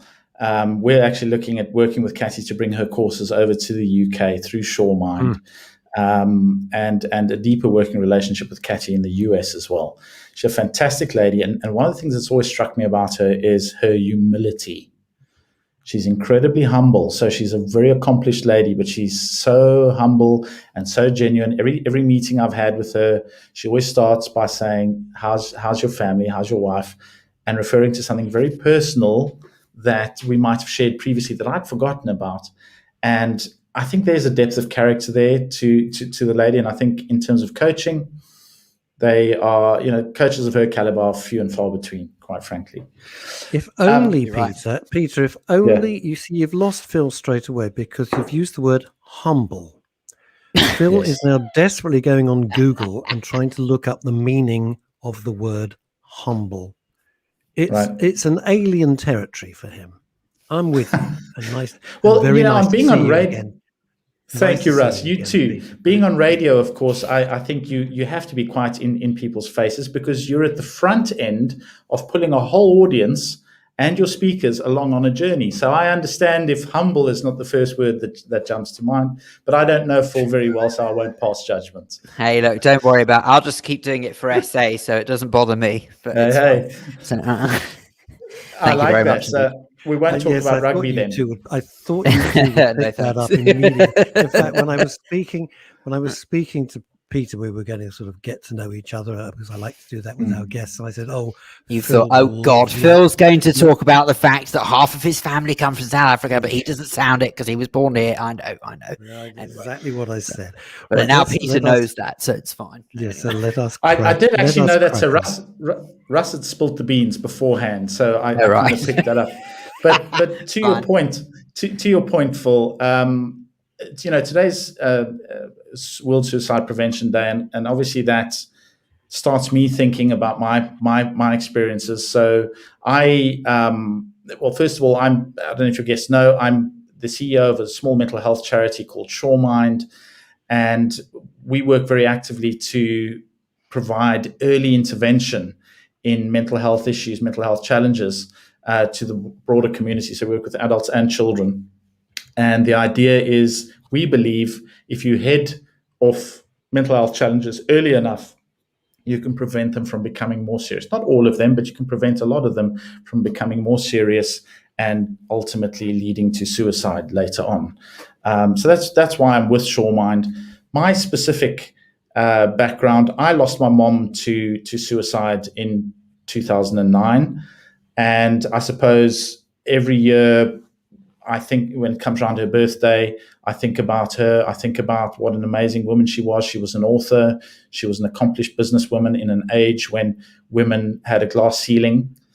I suppose some women might feel they still have a glass ceiling, but at that time, women were genuinely just secretaries. In the 70s and the 80s, women were secretaries to the general manager. They were not the general manager. Obviously, I'm generalizing, but she was an accomplished general manager running a firm of all men. So all her managers and juniors were all men. And I think there was one other woman who was the receptionist.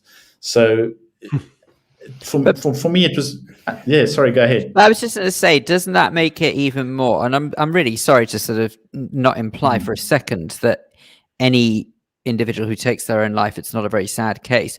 But doesn't it make it even more excruciating that how accomplished your mother was and still exactly, that was the end? Yeah, exactly. And I suppose the immediate, because until she died, suicide was, even today, my family doesn't accept that she took her own life. They say, no, it was the alcohol, or it was just a brain aneurysm, or it was whatever.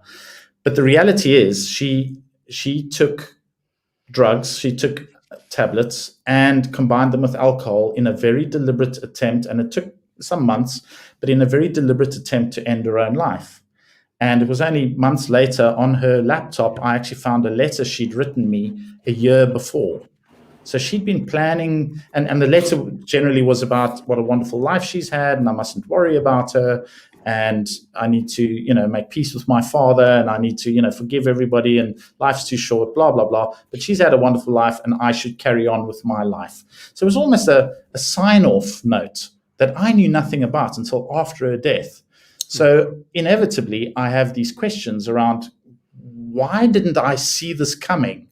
Why didn't I realize that she was in such distress? Well, I did, but I, at the time, thought the only way that she could possibly get any help is to go and see a counselor, go and see a psychologist. Those were the only tools, to my knowledge, that were available.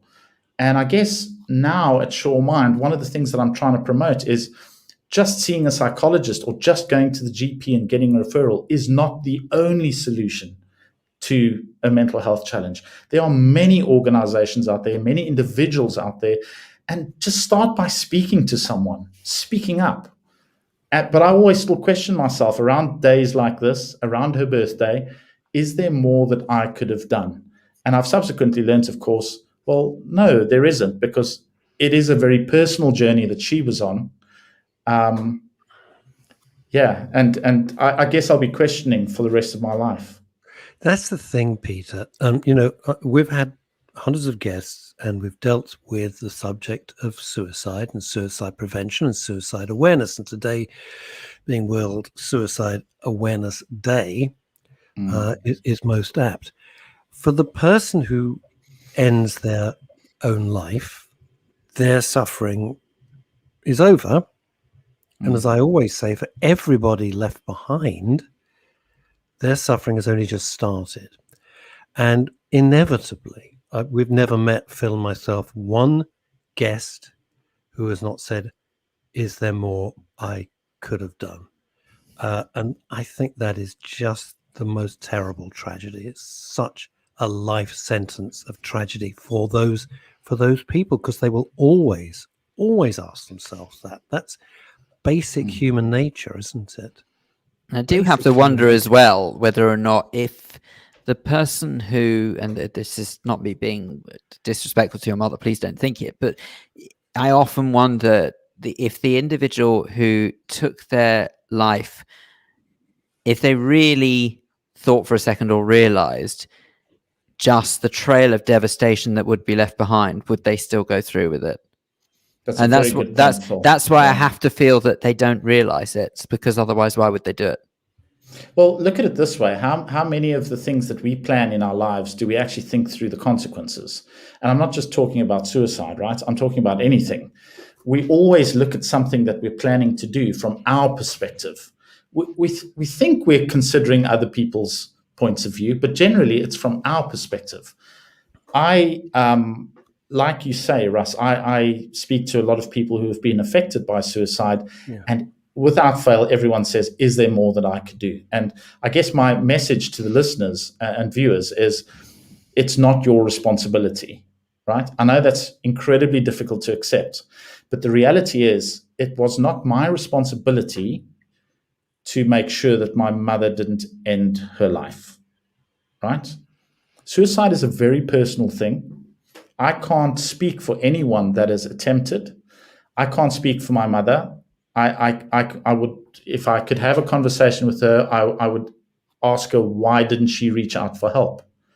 But it is ultimately, and I think you mentioned it in your conversation with Katie, Russ, it's our responsibility to reach out for help when we need help. And that I've found, just in the short time that I've been with Sure Mind, is the most difficult step for people to take. It's a difficult step, but also that it's worse. I think it's not only so difficult, it's also people. There's two things. Number one, I'd suggest they don't always know where to go for that help. And the second thing is that they are terrified of the reaction. They literally die of embarrassment because they're so ashamed. Yes. And there's a third thing, which is when you're in that mindset, you don't think along those logical lines. So I agree. A lot of people don't know where to start, which is why signposting is something I'm talking about more and more. But somebody very close to me is involved in that, and I've realized how important this is. In other words, you're faced with a situation, you don't even know where to start. So signposting at least gives you a lead, and you can start going down a path and trying to sort things out, which is great on a practical level. Number two, Phil, I think you're right, because they think people will say, oh, what, you've screwed up in business and we're broke, or you've done this or you've done that, and they think they're going to be reprimanded. But the third thing is your mind at that point is so clouded, you're not thinking in any way logically, that you're not going to think like that. That's absolutely the truth, Russ. Yeah, and I guess that's where people tend to forget that mental health is not just about an emotional state of mind. There's actually, I believe, three pillars to your well-being, and that is your physical health, your spiritual health, however you classify spiritual, whether it's religious or whether it's something else, and then of course your mental health. You can't have one in good order without the others. If you for example, you won't have great mental health if you've got poor physical health. You're not going to be in great top physical shape if you're mentally not in the right headspace. So the brain chemistry is affected by people that are struggling with their mental health. And let's be clear, mental health is not just about diagnosed mental conditions, right? It's not just about mental illness. And I think that's where a lot of people misunderstand. Mental health starts with things like anxiety, continual anxiety. You were speaking about stress with Katie earlier. Stress over time, which has affects the cortisol levels in the brain. So there's a physiological impact, which then leads to incorrect thinking, incorrect wiring, actually, in the brain to some extent. So parts of the solution is not just about reaching out to get help. You're perhaps incapable of reaching out because you're not thinking that way. And when it comes to suicide awareness, I think that's where we, as the loved ones or the ones that care about those that are struggling, the best role we can play is to keep reiterating the message of don't fall foul of the stigma of mental health. Don't be embarrassed to speak up. And secondly, to show people how common mental health challenges actually are. You're not unique and weird and damaged or weak if you speak up about your mental health. I think that's really a key message we need to just keep hammering home. Which is why one of the things I wrote when Howard James and I set all this up is I wrote removing the stigma surrounding mental health. That was kind of the bottom line with all of it, removing the stigma surrounding, because there is a huge, and Phil, summed it up earlier in this chat when you came on about, the shame the embarrassment, the feeling it's just you. Well, it's not just you. It's just it's millions of people. Millions of people. This is not rare.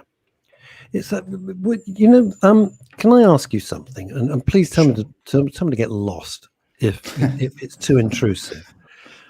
Your mother was clearly highly intelligent, exceptionally capable, and really in the vanguard of women in business. Because as you said back then, women were not even that, they were typists. I know younger people listening going, what? But there were typing pools. When I was training as a lawyer, there was a huge just typing pool full of girls. There weren't computers. That's right. And that was it. And there were no female partners or anything like that. There was some female barristers, but that was it. So she was way ahead of her time. Yeah. Was it? And then you said she'd written this letter something like a year before she passed. So it was clearly something she'd been thinking about for a while. Was she, and please just tell me, Russell, I don't want to go there, and that's absolutely fine. Was she physically ill? Was she depressed? Had she just had enough? What, in your view, because she seems like such a successful, what we look to, which is another whole subject, as success. Yeah, that's a good. That clearly meant nothing. Yeah, I think that's a really good point. And I suppose my mom was at a time in life where there were a confluence of factors. The first was she'd just gone through menopause, and her menopause affected her very badly, emotionally. She was very unstable, and I think that was frightening to her. Yeah. I think it's worth mentioning that my mom was an industrial psychologist, fully aware of, so when she actually did go and see a psychologist, okay, let's start at the beginning. When she was 6 months old, she had polio. There was a polio epidemic in the late 40s, and it was a disease that people didn't know much about. They were just getting to grips with it. And there's a whole generation of people. There's actually a few interesting documentaries on the psychology of people that have struggled with polio. Alan Alda is a famous person who had a controversial treatment at the time. And in fact, today, Alan walks quite normally. But for the majority of them, the polio sufferers, their leg muscles were affected. So my mom couldn't walk properly her whole life. She had to walk with a stick. And as a teenager growing up, she would recount to me a time when her one desire as a young child was to play tennis. And she got her mom to buy her the tennis outfit and everything. And my mom always loved to look very, very, very nice. So she had this whole tennis outfit and whatever. And she showed up at the tennis court, and the tennis teacher had told her, "What are you doing here? You can't play. You can't play tennis."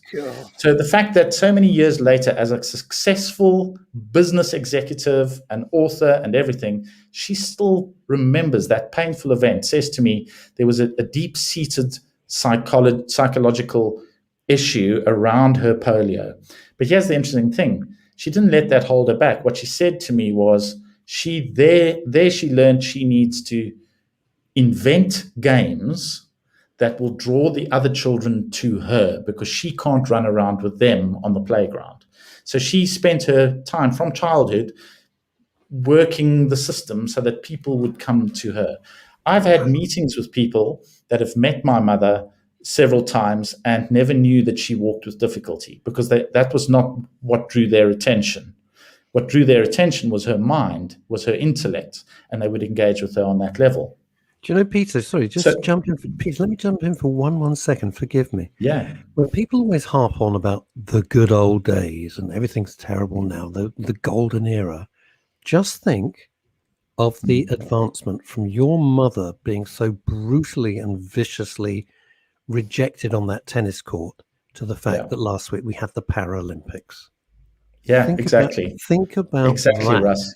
That with man women that man on the tennis court, if you'd have said, "Oh, by the way, you heartless bastard," in a few decades there'd be Paralympics, he would have looked at you like you were raving mad. Yeah, to be fair to him though, Russ, I think and I suppose this is a whole other topic when one looks at gender issues. I mean, there was the whole thing about Winston Churchill being removed from being the woke brigade or whatever, getting rid of Winston Churchill out of the Winston Churchill Trust because he's a bad man and all of that. I don't want to go. Yeah, I don't want to go down. I don't want to go down. Might I suggest in inverted commas, but yes. Yeah. But the point I'm making is that there was a different way of thinking then. And certainly, Phil and I can attest to the fact that was certainly the case in South Africa as well. And the scales fell from people's eyes, should I say, as time progressed and things changed. So looking back, it looks harsh, but in that point in time, probably wasn't seen as harsh. And yet it caused so much damage. And I think that's what this generation, our generation, and the older generations are struggling with. Men, if we talk about men's mental health, right? 3 out of 4 suicides are men under the age of 35. Yep. There's this legacy that we're carrying as society. And, I grew up in South Africa, but my family is British. It really doesn't matter which country you're in. I think all countries are affected by this legacy of culture being so thinking otherwise previously, and only now waking up to the shame factor of mental health being wrong, right? To people being treated abominably in the past and the damage that's done to their mental health. I would like to point out, though, Peter, that I'd suggest, if we use South Africa as an example, I think people are quite blinkered to sort of be thinking along the lines of that somehow today the world is a much better place. And this is what irritates me, the way that people keep sort of either harking back on the past as a good thing, or they hark back on the past because they're trying to cancel it. So whichever way around you do it, it's not a great method to be, a great mindset to have. But what annoys me in particular is if you look at something like South Africa today, okay, apartheid has rightly been abolished. I don't think I know anyone who would say otherwise, that it was a terrible thing to abolish it. But what no one is brave enough to say is how reckless the country is now and how dangerous it is, quite frankly, especially, frankly, to a lot of white citizens there. But no one's daring enough to say that now. And so what I feel is that sort of we need to be, as a people, as a species, we need to be very aware that just because something from the past that was bad has now, thank goodness, changed, it doesn't mean there isn't still work to be done in this day and age. And that's why I can't stand it when people hark back, looking as if to try and sort of cancel something, pretending it never happened. So this business of Winston Churchill, well, there's no point of pretending that he existed or didn't exist, because he did. He's part of history. But let's learn from it now and try and help carry on improving the world we live in. And that really is so frustrating. So back to your mum. She'd done all that. So what was it that was triggered her? Yeah, I think it was a confluence of events, Russ. I've spent obviously the last 12 years now, and every year on certain anniversaries and certain things happen. And incidentally, 2 months ago, I had a daughter.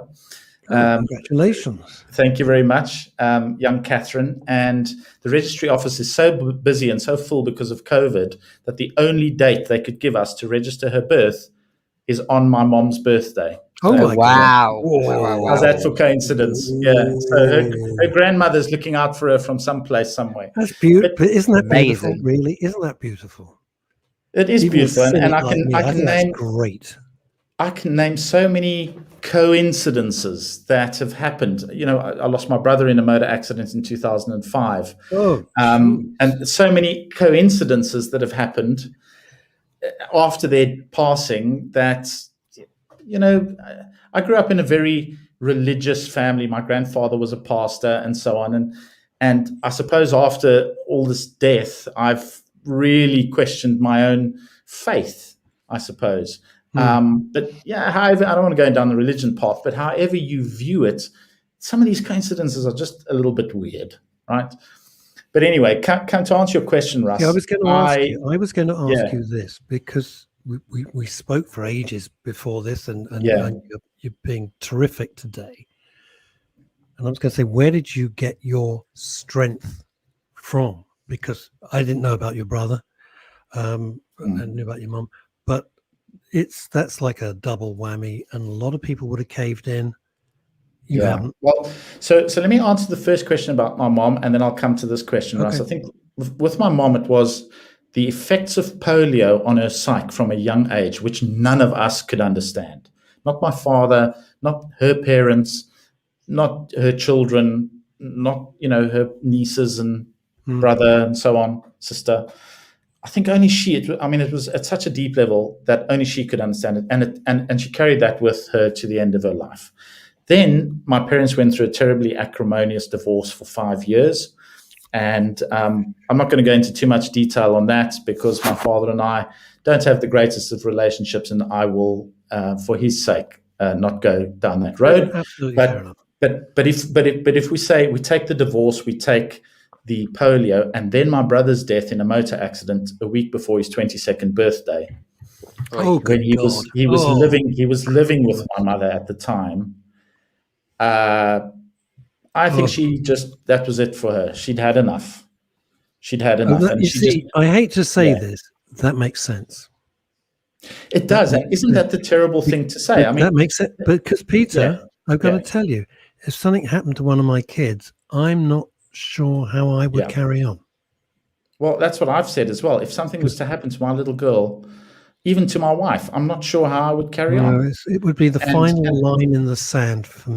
I'll be honest, it would be the final line in the sand for me, because I don't know how I'd want to go. So that then leads me to answer your second question, Russ, is how do I carry on, right? So I would say that I was fortunate enough to have grown up in a household where speaking about emotional things was important. My mother made sure of that. I think in the early days of their marriage, she helped my father to speak about his feelings as well. My father grew up in a very traditional English household where it was very stoic. And men don't cry and men carry on and that sort of thing. But my mom grew up in a very different household, coming from an Afrikaans family rather than British English. My father my grandfather was in the RAF and came out after the war, et cetera, and he was a great man, but he was not really someone you could relate to on an emotional basis. And I guess my father learned to do that with my mom. And I then came along and was able to speak to my feelings from a young age. I was taught that. So I guess that's the first thing I could fall back on. The second, and I've already mentioned, I questioned my faith, I questioned my religion and everything. But that for me was not the solution, right? So religion was not the answer for me in my case. I did go and see someone after my brother's death. I went to go and see a psychologist to deal with depression that I was in. And she was really helpful. If I think back, it's all a bit of a blur to be honest, but I went to go and see, I think 2 or 3 psychologists before I found one that I resonated with, somebody that I could really see eye to eye with, right? Because it's a relationship that you've got to build with someone. You're going to share with them your most innermost, deepest personal feelings. You don't just open up to anybody about that. So that really helped me. What didn't help was she tried SSRI medication. Absolutely didn't work for me whatsoever. I thought I was going crazy, literally. Just for those who don't know, SSRI medication is what? Sorry. Selective serotonin reuptake inhibitors. It's a drug that is used sometimes to help even out your emotions by altering your brain chemistry. Effectively. So is it, for want of a better term, is it like an antidepressant almost? Yes, it is an antidepressant. It is, okay. Yeah. But it's very it didn't work for me at all. It's very interesting with those, Peter, and it's another whole conversation. In fact, we had it yesterday. Yeah, exactly. CBD, but that you can't just go to a shelf. It's not like going to super drug or whole. Absolutely, so important. Boom, you take it off the shelf.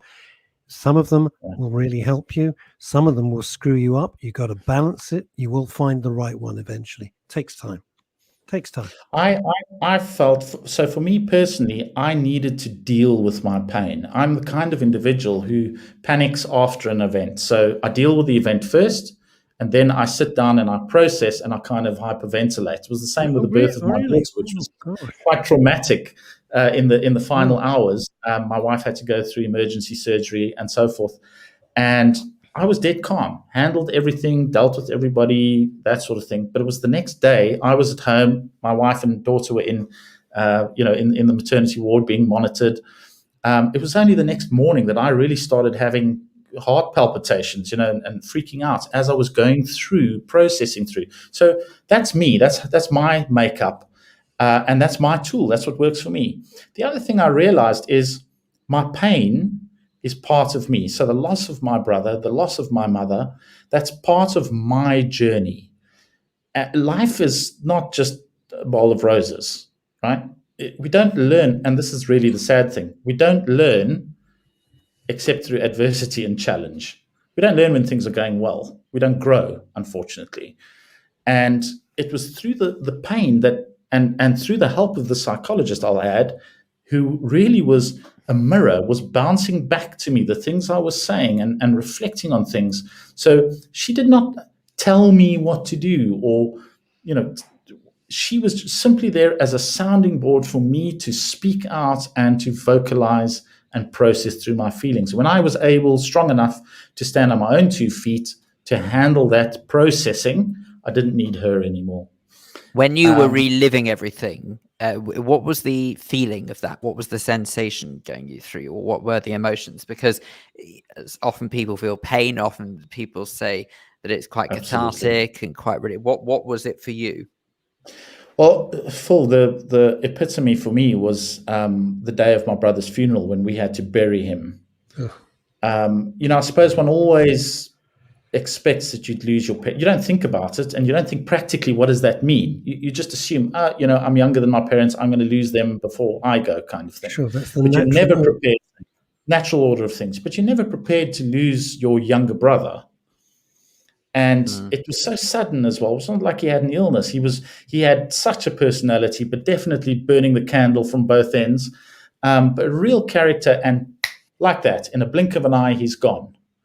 And you are so powerless that it's frustrating. I wanted to go somewhere. I actually went down to the accident scene, and I spent a whole hour filming every bit of evidence, every bit of the car, and this broken trees and the rocks and everything, and the spot where he had passed away against the rock. I'd filmed everything and gone through everything in detail. I've never looked at the video, but you feel so helpless, and there's this incredible frustration at not being able to do something. This is so permanent. And yes. And that's given me the tools to understand more about suicide as well. I mean, we speak about suicide awareness, suicide prevention, and I'm probably going to say something controversial, but I believe there are some reasons why somebody would want to take their own life. Right? Well, no, you say some reasons. I think there are endless reasons. I don't think that's controversial at all. Well, it probably is in my circles in terms of mental health, when we're setting about trying to prevent people from going there. And I think that's the key. By the time someone's decided to take their own life, it's too late. We need to start much earlier. Well, but might I point out, just before I forget, Ross, sorry, I was just going to say that sort of you say about sort of it being controversial, but actually it's essential to point out the fact there must be factors that drive someone to that particular course of action. Otherwise, frankly, stations like MRS wouldn't exist, charities like yours wouldn't exist. There'd be no point of it because there wouldn't be a risk associated with it. There must be some factors that drive people to such dramatic and final actions. And by the way, we will deal with all your comments coming in thick and fast. We will read them, but I don't want to interrupt the flow. But I promise Lisa and everybody and Luke and everybody and Paul we'll read all the comments out later. I watched the documentary on BBC, in the early hours of this morning, right? My daughter's sleeping. We've got blackout curtains. We're trying to get her sleep cycles right. So I'm watching on my mobile Good luck phone. with that. Yeah, well, thank you. So I was watching this documentary on surviving 9/11. I don't know if you've seen it at all. Yeah. And the thing that really struck me there was these people had gone to work in the morning, and let's face it, they're probably some of the most talented individuals, educated, talented individuals out there, working in finance for all those finance companies, whatever. The last thing on their mind, probably, was that they were going to take their own lives. And yet, When it came to it, some of those people were jumping out the windows to their certain death. In fact, so in this documentary, there's one story about how a fireman had seen a man and a woman were hugging each other, and where they landed on the ground, their bodies were still hugging each other. Oh my God. Right. So the point I'm making is there's a myriad reasons why one can conceive of wanting to end your own life. I've not thought about suicide, but I've thought about what conditions in my life that might be. One of my biggest fears is that I would be paralyzed from the neck down, or worse still, paralyzed from the mouth down, right? Imagine not being able to speak. For me, that would be absolute hell on earth. So there's a lot of reasons. To you, yeah, no, I get that. If I had, well, I don't want to open that door and go down it because it's so dark. But I totally get that. I really do. If there's no way out, at least it gives you, it comes back to control. You lost your brother. You had no control over that. You had no time to prepare for it. Once we lose control, things go pretty haywire, which is why mental health issues has spiked over the pandemic. Why? Not because, there's so many factors. One is financial. One is perhaps you've got a bad relationship and suddenly you're not going to work, or your wife or partner's not going to work. You're stuck together. You realize it's all horrible. But the overriding thing is lack of control. Suddenly the whole world was told you have no control over this. You're fighting an enemy you can't see. You don't know what's going to happen round the corner. You could get it, you might not get it. So it's a crapshoot, and it's utterly random. So, having some sort of control over your life is so important. But if illness robs you of that control, I understand why people would want to end it and end their suffering. I get that. There's no nobility in. I do not believe there's nobility in suffering. There's no nobility. It's horrible. I agree with you. And there's no nobility in death. There's no upside to it. It's bloody awful. So, all those, I'm not a religious person, and it's things like that which turn me off religion completely, like it's a noble thing. It's not a noble thing.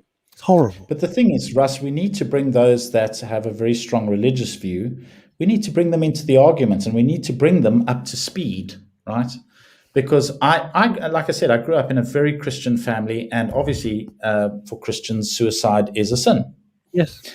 And, my view has probably broadened since then. And I guess, the schooling that SureMind and other charities and those that are involved in mental health professionals, the schooling that we need to do to society is we need really to educate people on the complexity of suicide, for example, and indeed all mental health challenges. But dealing specifically with suicide, I think it's a complex issue. It's inevitably going to be very personal to the individual who's ideating. But there are, of course, if we accept that there are some reasons why someone might want to take their own life that, for want of a better word, we would say are acceptable, right? There's the other side. There are the unacceptable reasons. So where the individual, and particularly a young person, might feel there's no way out, or that they've lost control and therefore they wish to end their lives. But in fact, they're not looking at all the facts. They're looking at they have a very myopic view of their situation. And in fact, they have all these other options, which they're just simply not perceiving. And that, to me, is a terrible waste. And that's where we need to talk about suicide prevention and intervention. Totally. You see, it's such a vast subject. On the one hand, you've got, I'm just picking some examples here, Peter, but work with me and see what you think. And obviously, Phil. On the one hand, you've got somebody who's, let's say they've got an incurable disease, they've got no quality of life, and they think, I've had enough. I can get that. So they can't have assisted dying. They take the only way out that they see. And I'll be honest with you, I have a lot of sympathy for that. I really do. Their life is a living hell, every single second of it. So they've had enough. On the other hand, at the other end of the spectrum, which is heartbreaking, is social media bullying, especially for schoolgirls. It affects everybody, but the social media bullying, and sometimes, and we had one of our guests lost their daughter at, I think she was 14. It was heartbreaking. The interview was heartbreaking. Ian Russell, who's from Russell. the Molly Rose Foundation. Absolutely.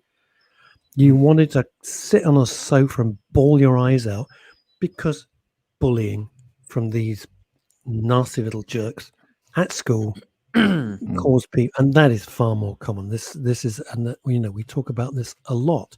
So you've got vast different ends of the spectrum. One which is really solvable, and they don't understand how this could be stopped, and the other which is not solvable. Yeah, you have the incurable. Yeah, and I think that's the point, Russ. And we need to speak about suicide in those terms. Do you know what I mean? I think traditionally we've had this very simplistic discussion about suicide in society. Well, where we've had discussion at all about suicide, because it's such a taboo subject, as you know. But now that we're opening up about mental health, now that we're opening up about things like suicide, let's have real conversations about this. Let's not just fiddle around the edges. Let's speak about it, because it's only through doing so that we will learn and grow and improve the next generation. Coming to the young people and cyberbullying, I know from our first discussion, Russ, when I met you, you feel very passionately about this. And when you mentioned to me about this young person that lost her life, and I've just got a daughter, and one of my big fears for her future is, how is she going to grow up, and how do I protect her as her father from cyberbullying and social media and all of that? When I went to school, you would bully, you would get bullied, and then you'd go home and be safe. Everybody would be fine. Precisely, it ended at the school. That doesn't exist. Yeah, and that doesn't exist anymore. But it's actually but life is 24/7 in all sorts of ways, in the sense that now mobile phones exist. So there's never a moment where we can't say, "Oh, I was out, I can't answer your call." We have emails about us all the time, so people can't say, "Oh, I'm so sorry, I only check my emails during the day, or I check my posts during the day." Social media, absolutely at our fingertips. So all of these things, which potentially might make our lives more convenient, unfortunately, come with a dreadful cost, and that is the problem. Phil, I agree, but and this is a slight adjunct. We do have a choice. We are at liberty. Well, we have a choice, but no, we have a choice. But at the same time, I believe that the reason is that people are in some strange way, for want of a term, addicted. Yeah, I'm not talking about that. I get that. But our choice, Phil, is this. We can't say, I check my emails at 3 p.m. because I'm doing something else. And if people don't accept that, I don't care. No, I get that, but what I mean is, what I mean is with that is that I feel sort of a lot of people are actually sort of addicted to the notion of checking emails and stuff like that. So as much as I totally get it, Phil, you're right. So see, Peter, the problem with that is, I've got 4 kids, they're all grown up, and I adore each of them. They're all completely different. You'll just, what? You just do your best. Believe me, there is you could have every guest on in the world who will tell you, I'll do this, I'll do that.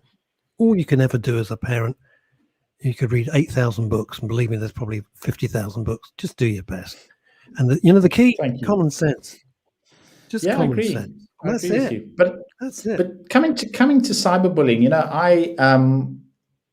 I found I was doing some research. I found a model used in South Australia, where they've got a bullying prevention model that involves schools, parents, and the children themselves. So their approach is that tackling cyberbullying or bullying in general is a community initiative.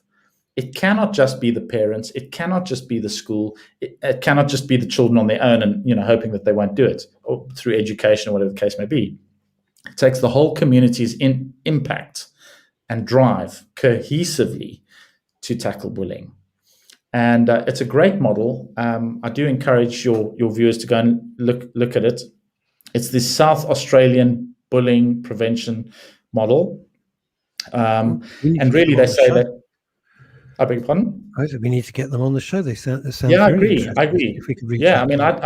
I'd love to, speak to them as well and just hear more about it. But basically, what they're saying is that bullying is driven by the quality of social connections. So if we connect people better, then we could help to eradicate bullying. And they're saying that bullying is likely to be influenced by certain individual factors, social dynamics, and social and cultural factors.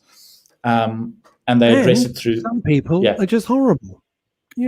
I don't know why we always shy away from that. Everybody's great. No, everybody isn't great. Some people are just plain nasty and horrible, and they love it. Well, yeah, but bullying. no, I'm sure they are. But also, I'd suggest that there is something that drives people who are horrible to do it. I'm not saying. Yeah, I agree with you, Phil. It doesn't come from nowhere. They don't land on a spaceship. I get it, but they are. Yeah, and I guess that's what this model is focusing on, Russ. This model is saying, well, okay, why are those people horrible? Why are they behaving in that way? What are the social dynamics in their family, in their environment that are driving them to be these nasty people, right? And so it's looking at tackling bullying through modeling positive, respectful, and inclusive behavior, challenging disrespectful behavior, and also, and this will be unpopular, I know it, having some damn repercussions for your actions. Oh, for sure. Exactly. Because which is why the society is not all fine. Which is why while the interview with Catty was on, I was just checking something because I reported somebody to Twitter for racist abuse. Nobody I knew. I just happened to see their tweets and I thought they were disgusting. I reported them, and this woman with a PhD, if you don't mind, I presume she had a PhD in being a total cow anyway, and being just a PhD in racism anyway, she's been banned from Twitter, and they said yes, you were right, it contravened all our rules, and they've blocked her. There should be repercussions. You can't just spew filth and racism and vile things and just sit there like a keyboard warrior. There should be a blowback.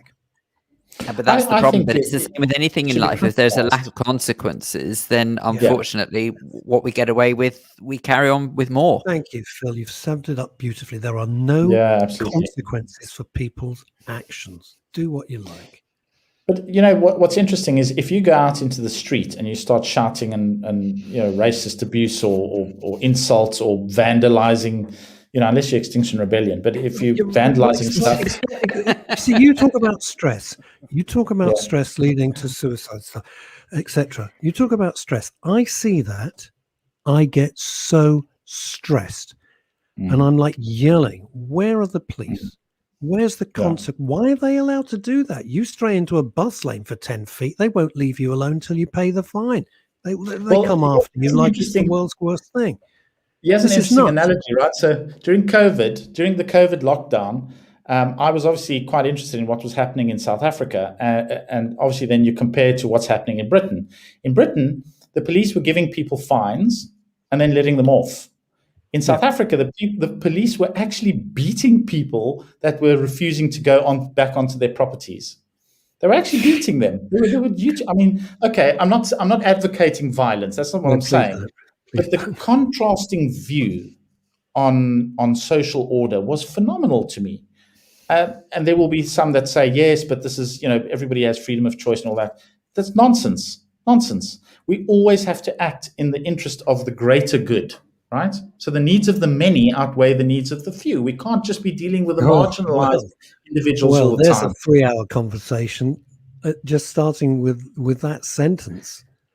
If we want to know more about SureMind, Peter, what can you tell us? Where do we go? What do we do? Well, please go to our website, suremind.org. SureMind is, as I said, a tiny mental health charity with big ambitions and so far big achievements.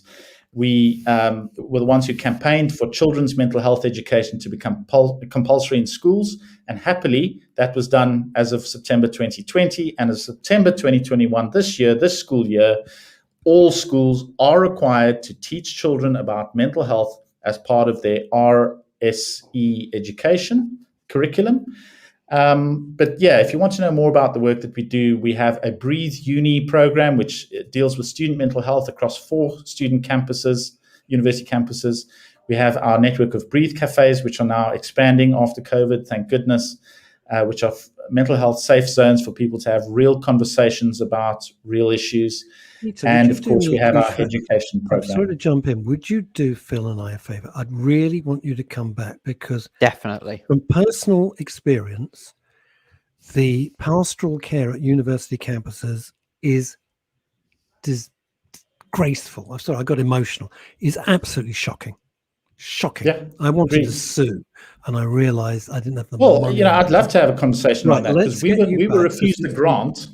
We were refused a grant on the basis of the grantor won't make the funding available for something that the universities are already paid to do. Would you do me a huge favor, Peter? I know I'm putting a little bit of work on you. You have Sinner who sorts out timings and stuff. You've got his email. Go back to Sinner and say, Phil and I would like you back in, say, 2 weeks' time on a Friday, if you're available. I really want to talk about pastoral care on unis, because it's a shameful mess. Yeah, well, we want you back in 2 weeks' time, but I'll be on holiday. But even so, yeah. Great. Oh, even better. Even better. Well, I hope you're going somewhere sunny and warm, Phil. Well, I was until it was delightfully cancelled. So instead, I should just be going around the UK. But never mind. Let's not dwell on that too much, because I might swear. Anyway, right, Peter, thank you so much. It's been an absolute treat. Pleasure. By the way, who wants to look up more information? Can we just make it very clear that ShaWmind is SHAW, ShaWmind. So thank you very much indeed, Peter Wingrove. You're amazing, sir. Thank you. Thanks very much for your time, guys. Thanks. Take care. Bye-bye. Farewell. Bye-bye. Lovely fellow. We've got to whip through so many comments because they're there. So I'm going to, can we do them alternately? Luke Newman, I know I'll be better later. That's good news, Luke. I'm off to a ball in Peterborough, hosted by Tony Hadley. Gold! Da, da, da, da, da. It's for charity supports. He will be singing. Lovely, lovely guy. We toured with Tony Hadley. He was charming. Veronica Curran, empowering and enable the individual to be their best. You, go. Veronica says, Luke, enjoy and allow yourself to have fun and absorb the happiness of the event. You be strong for you. And read Lisa's as well, because you've got such a lovely voice. You're very kind. Thank you. It's so full of BS. Right. Lisa says, people hide the fact that they are depressed. I automatically always say, I am fine or okay. When I rang you and started crying was because it was such a relief, to be honest. Sadly, the waiting list to see someone is endless. Wow, Lisa. Lisa.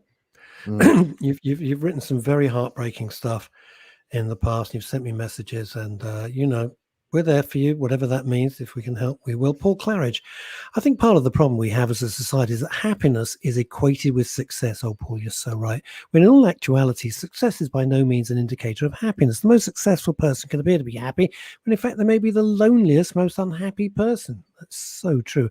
They just become good at hiding it, especially if they are a talented, creative person like Robin Williams.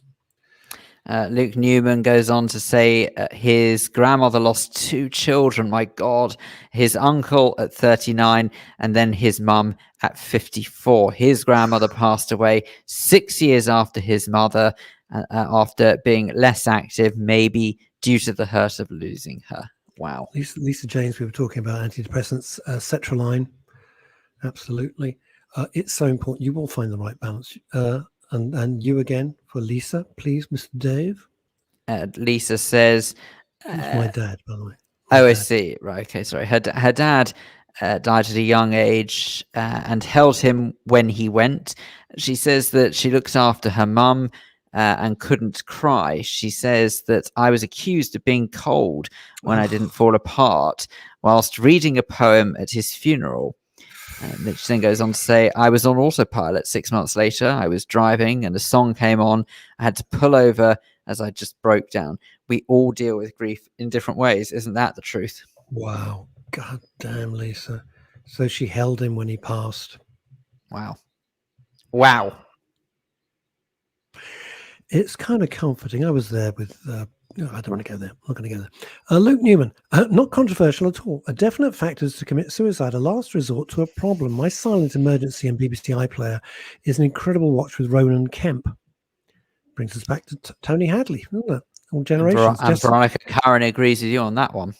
Yeah, fabulous documentary. Luke Newman, social media is awful, especially for girls. Well, yeah, worse than you. It's really worse than you think. If you don't have young kids, which I don't anymore, but obviously it's dreadful, and especially for little girls. Bullying for the way they look, but also filters used by celebrities don't help. Don't get me started. Making their bodies smaller and adding makeup gives a false sense of how women. It's a shocker. It's a whole area. I'd really like to get some of those idiots on the show. I really would love to. And get someone who doesn't agree with them. People are also on social media for addiction. Do you mean, Luke? And fear of missing out. Yeah. Over to you, Phil. Yeah, thank you. And also he sort of goes on to say secret to parenting is listening and talking. And finally, Veronica Curran says manners, morals, bullying, vileness, no repercussions. Ain't that the truth? None at all. Right. None at all. Fabulous messages. Look at that. Oh my goodness. And last minute from Andy Lucas as well. She says that when her first husband died, she goes on to say that her daughter was accused of laughing and joking with her friends and tried to explain that it was her way of dealing with it at 13 years old. 13 years old. What the hell do you want her to do? People are so freaking judgmental. So judgmental. Mind your own damn business with stuff like that. It's none of your concern. Well, quite. Well, someone who is most certainly our concern is our next guest, because no, you shoehorn that in like a sledgehammer, boy. You with us, sledgehammer. Because joining us now, author, writer, broadcaster. I can't be bothered. I mean, she's just multi-talented, and rubbish. In that case, she's Leslie Ann Jones. Hi, Leslie Ann. Hi, how are you? Leslie Ann, there you are. He's gone. Many people might think, why do I know the name Leslie Ann Jones? And if you've read my book, The Gatekeeper, the heroine is also the heroine in book 2. It's called Leslie Ann. I'll leave it there. They still are talking about why you choose that name. Because she was feisty. She is feisty, and I can change it. If you don't want it to appear, I can kill her off. The question where many, but hang on a second. But there'll be many who question who have read the book. Where does Traub come from as a surname? Not telling you. Anyway, it's a combination of people. But except the heroine's nothing like Leslie Ann Jones. I was making my morning coffee this morning, Ladge, and I realised we've known each other over 40 years. No, the fact that you're only 27. I haven't been born that long, so no, I know. I must be confusing. That come out of your dream. Must be your mum. Horror story. My mum's younger than me, so Yeah. I used to fake my age, and eventually my daughter said to me, Dad, one day we're going to cross over and I'm going to be older than you. I've never lied about my age, but I don't discuss it. So people ask. We're not going to go into it. They do ask, and I just say, I don't do age, I do champagne, and that's the end of it. Fair enough. Well, you and I are both forever 27. Yeah. I think in our heads we are forever 27 years old. I wouldn't mind, but you haven't changed, and I look like my dad. So it's kind of annoying. I never had the pleasure of meeting your father, but you look very distinguished. Okay, I haven't seen you for about 2 years, but you look fine. Well, you're very kind. You're very sweet, and you lie like a cheap carpet. I never lie. I do. No, you don't. It's odd, actually. You don't. Right. You're not just here because we go back decades and have shared far too many memories, none of which are repeatable on the radio or television. You have another new book out. You are the most prolific writer alongside Anthony Horowitz that I know, but it deals with some very interesting areas. Tell us all about it. Okay, well, first of all, it looks as though I publish way more books than I really do. I write one a year, but what happens is the publisher brings out the hardback version of a particular book, and then about 6 months later, 6 to 8 months later, the paperback emerges. And that usually crashes into the next hardback. So it looks as though you're pumping them out, but they're different versions of the same one. It's impossible to write and do credit to one subject, more than one subject in a year. And I do focus on one a year. The latest is another trip down memory lane, really, for me. My fourth book on Freddie Mercury, which is called Love of My Life, The Life and Loves of Freddie Mercury. The reason I wanted you on, apart from it was a delight to have a yak, is this. When we were talking on the phone, I just phoned and said, "What do you want?" I went, "Nothing." I just thought I'd phone and say hello. I haven't spoken to you for about 2 years because our life just went into shameful, isn't it? Our life went into cryogenically being preserved, and it was the controversial stuff that I found really, really interesting from the conversation, and that's why I wanted to really kind of focus on, because we think we know Freddie Mercury, and what you said to me so resonated in that he is held up in great regard by the LGBTQ, add all the initials you want, community. The opposite is true. He's an icon today for the LGBTQ plus community, which is ironic given the fact that he never came out. He was never out and proud during his lifetime. And I've got 3 young adult kids, as you know. They kind of don't believe that Freddie wasn't out because he's so prominent as a symbol of the success of the community, which is now accepted quite rightly. Anybody's orientation goes, anybody's sexuality goes. We are all equal. And that wasn't the case during Freddie's lifetime. It is fascinating, and also you said, so I was walking Ebony the dog, and I was thinking, this is because I hadn't processed the stuff that you, being you, ex-Fleet Street, of course, had homed in on like a heat-seeking missile. The fact that he denied his heritage as well. He denied it by not talking about it. So he's obviously born in Africa, in Zanzibar, and was sent away to be educated in India at a boarding school in a hill station, 5 hours outside of what was then still Bombay, now Mumbai. And then there was a revolution back in Zanzibar when Freddie was 18, and the family fled for their lives. They literally ran with the clothes on their backs, got on a plane and came to England because they had family here. And at that point, Freddie, to all intents and purposes, reinvented himself as a British white man.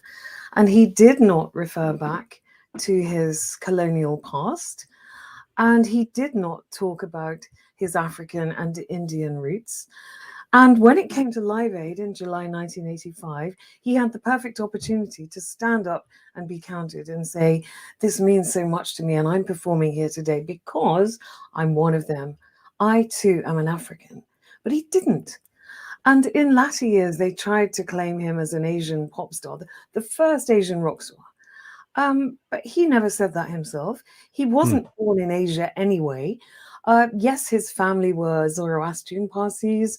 Their ancestors had migrated down from Persia, the country that became Iran, and they'd settled in India, but they didn't integrate. So Freddie's family and his ancestors were not Indians. They were referred to as British Indians because they had British passports, and they did move then to Zanzibar to find work, but they were not Indians. So Freddie denied all of that. And I never really understood why. There were, the early biographies, the early press releases of Queen rewrote his history. They didn't say anything about that. They also claimed that he had academic qualifications that he didn't have. And I worked that out. Why? Because they were a band of 3 eggheads and Freddie. Brian May, the astronomer. Roger Taylor was training to become a dentist before he gave himself full-time to Queen. And the bass player, John Deacon, he was an engineer. Freddie had absolutely nothing else. He literally had nothing else but music. So he had to make it work. The others had backups, but he had nothing else at all. He left school without an O-level to his name.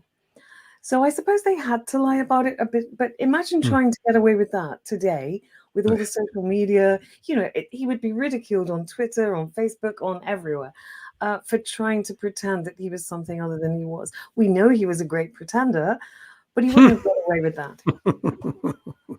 Neatly done, as I would expect from you. This is your 4th book on him. Do you dislike him slightly more? Do you dislike him slightly, or you're critical of what he didn't reveal? Or do you think, because it's all to do with mental health, my point? Or do you think, hey, it's his life, he can do what the hell he wants? I don't dislike him in the slightest. In fact, if anything, he's haunted me all these years. I've carried him along with me. I've thought about him every single day. Why is that? Because I never think of him. Why? I saw him many times. They were one of my total favorite. I went to all their shows, even the early shows like the Works tour. I thought he was one of the greatest frontmen of all time, without a doubt. All of that. But I don't think about it. I never think about it. Maybe what is it about him that you haven't like? written a book about him, I suppose, but I've spent a lot of time with Freddie in my head. I empathize with him completely, and I suppose it's a maternal thing. I warmed to him a long time ago, and his death did not remove him from my mind, from my psyche. Freddie was very damaged. He was sent away to school, to boarding school, in a country thousands of miles from home at the age of 8. We know today how damaging that is. We know about boarding school syndrome. There was no such thing back then. Nobody was analyzing anything or anybody.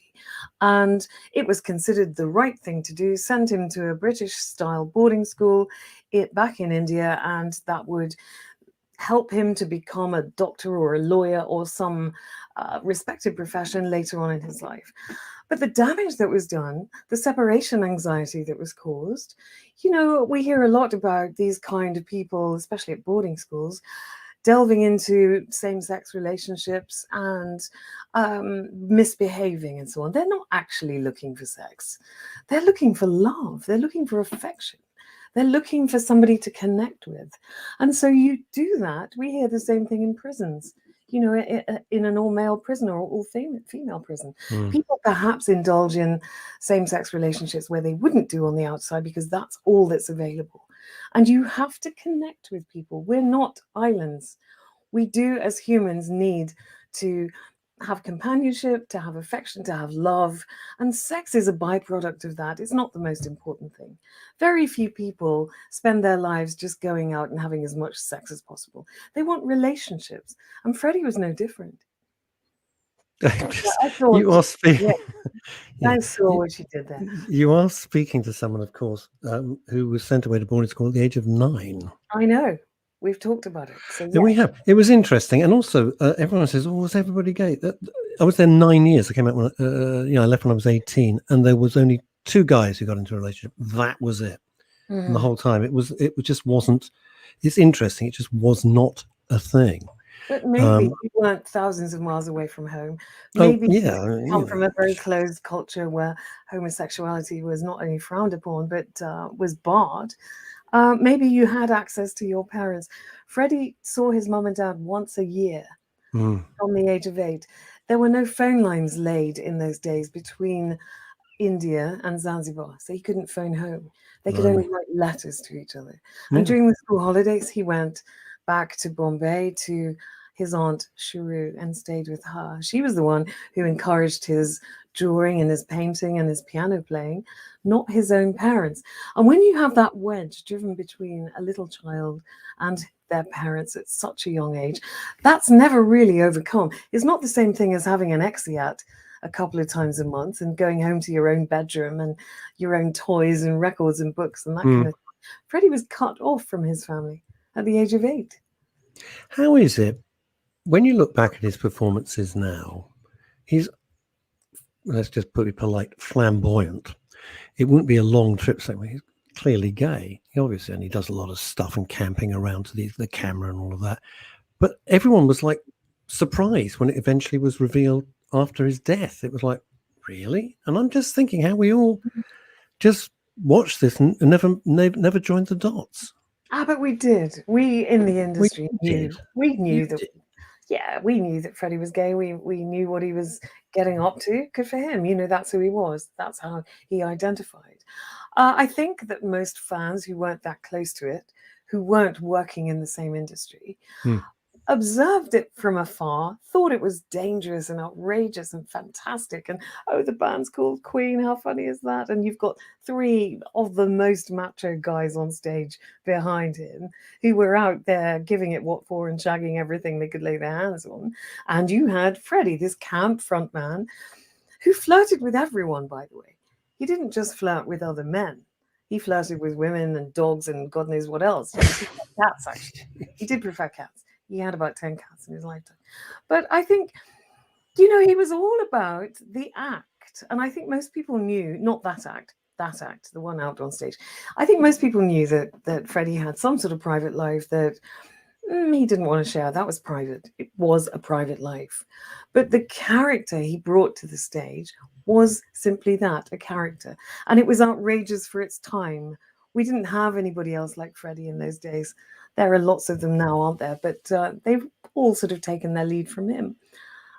It's but true. Behind closed doors, he wasn't like that.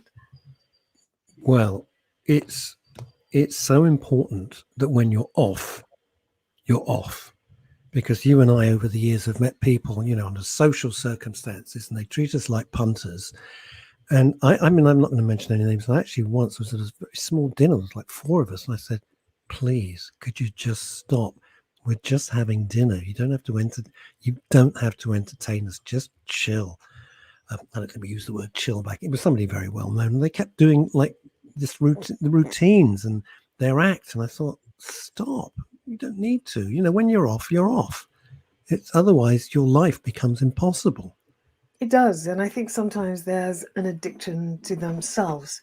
They become addicted to what they have invented. The same as they become so easily addicted to sex, to drugs, to rock and roll. You know, the phrase is so common, isn't it? Mm.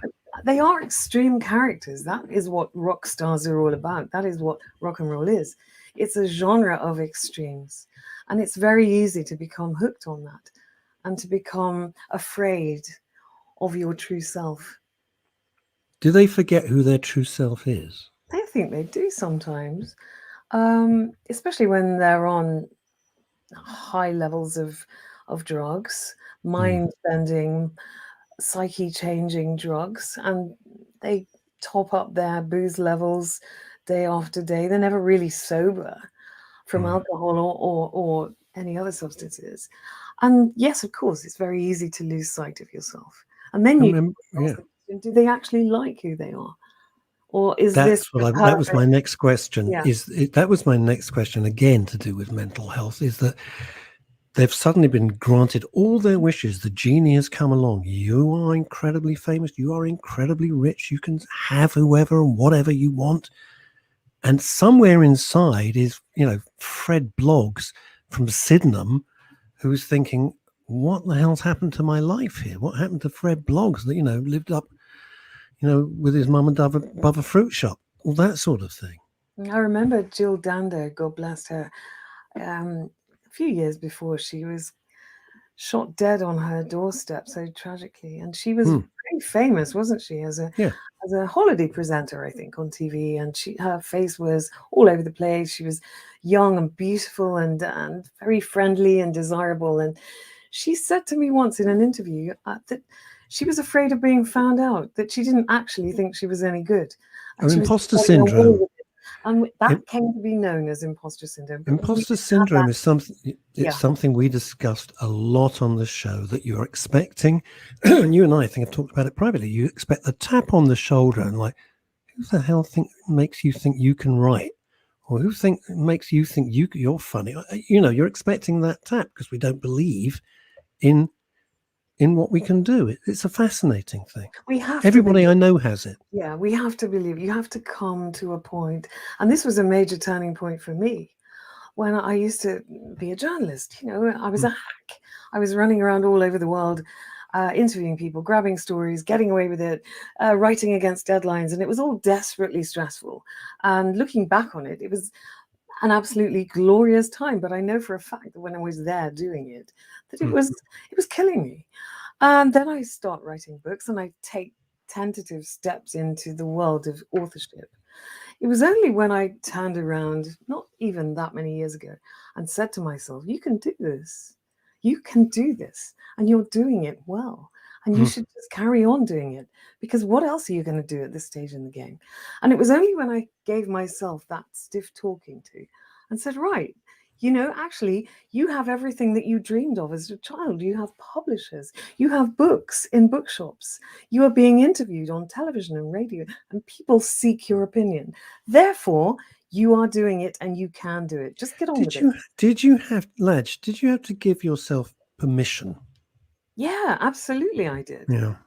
I had to convince myself that I was good enough. I'm not saying I'm the best author out there, not by any stretch, but I'm good enough to be doing it. Otherwise, the publishers wouldn't be commissioning me to write the next book. Precisely. Very simple. I mean, you're very different. I mean, statement, when we first met, you were living the life. Let's not kid ourselves. I mean, you were absolutely out there, and I think it's so important as you go through life to remember who you are and what you are. Look back and enjoy it, and say, you know what, I don't have any regrets. But when you say we were out there, we were living the life. Actually, we weren't. We weren't living our own lives. We were living somebody else's lifestyle. We were going along with the limousines and the top nightclubs, Tramp and Annabelle and all those places, and the outfits and the Dom Perignon champagne. We didn't have the money to uphold a lifestyle like that. It didn't stop us in somebody else's lifestyle. I know it didn't stop us. And we know who we're talking about. No, yeah, of course we do. Yeah, but that was just part of it. Bed sits. We didn't go home to lavish piles with 15 bedrooms. We weren't in their league. So we were pretending. No, of course not. Of course not. We were pretending. And that's we what were pretending, but we had a lot. Come on, we had a lot of fun. And that's okay. I mean, I don't think we need to look back. I'm not getting back into that area, but I don't think we need to look back and go, oh, we were terrible. We did this. Oh, blah, blah. You know, we did what we did and we enjoyed it. And that's it. And that was part of life. Got away with it for a while, didn't we? Yeah. Yeah, we did. Elizabeth Green, who's watching this from New York City, says, damn, you're telling my story, speaking my thoughts out loud. Elizabeth Green is a fascinating person. You will know who her brother is, and I will tell you another time. Let's just say he's somewhat controversial. Is this Philip's Green's sister? It is. It's it's Philip's sister. There you go. Michael Verby, who's watching this from Spain. I think it's always good in life to look for the silver linings in the clouds. For example, you were sent to boarding school at 9. Oh, but I got to play with your Meccano set. Yeah, you also got to play with my drum set when I was away. Unbelievable. This guy, I hadn't seen this guy since he was 13 years old, and suddenly he's a listener and listening in Spain. Isn't that bizarre? Let me ask you something else. It's a completely different subject, and then we're probably going to run into the next section. So if you can stick with us, you're great. And if you can't stick with us, I know because you're doing interviews back to back.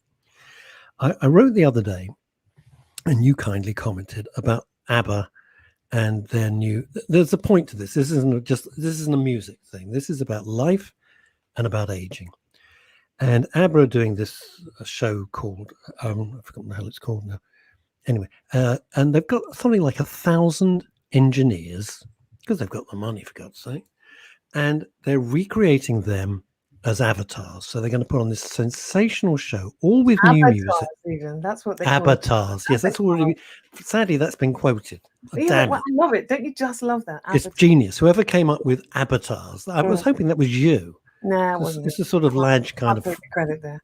That was damn good, and so it shows them as they were in 1979. I have no issue with that. Do what they want, and people will love it. And then the album has the biggest pre-sales in album history, which is fantastic. They haven't been together for 40 years. Yeah, 40 years was the last time they put out any material. 40 years ago. 40. How do you feel about this whole aging thing?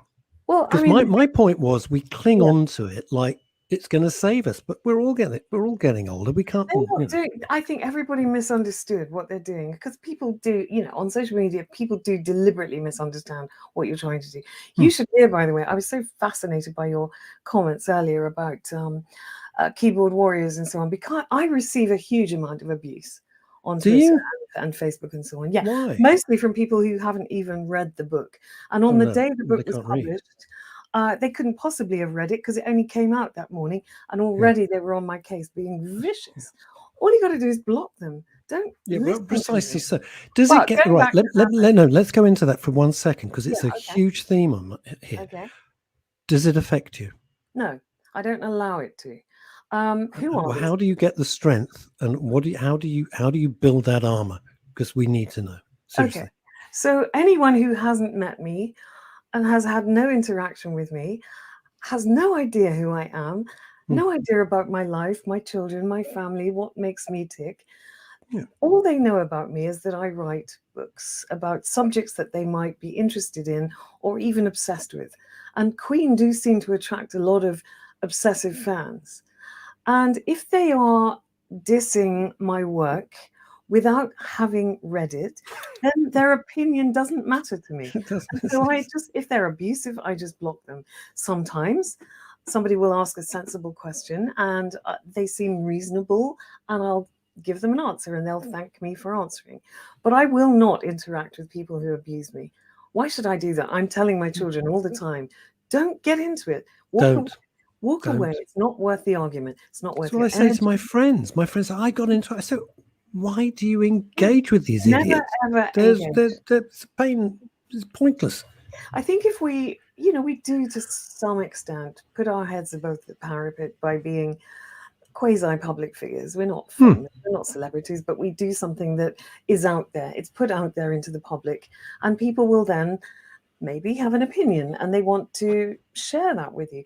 The vast majority of people are complimentary, they're nice, they have positive things to say. This small faction of weirdos who seem to sit in rooms with no windows and no outside life and no perspective on the world, who are they to come along and start having a go at me? If they did it on the pavement, in the street, I would cross over the road and walk down the other side. And that is technically what I'm doing on social media, is crossing the road and walking the other way. How did you manage? Because one of the huge things is bullying, especially for girls at school by their classmates, etc. Did you have any issues with the kids when they were growing up with this?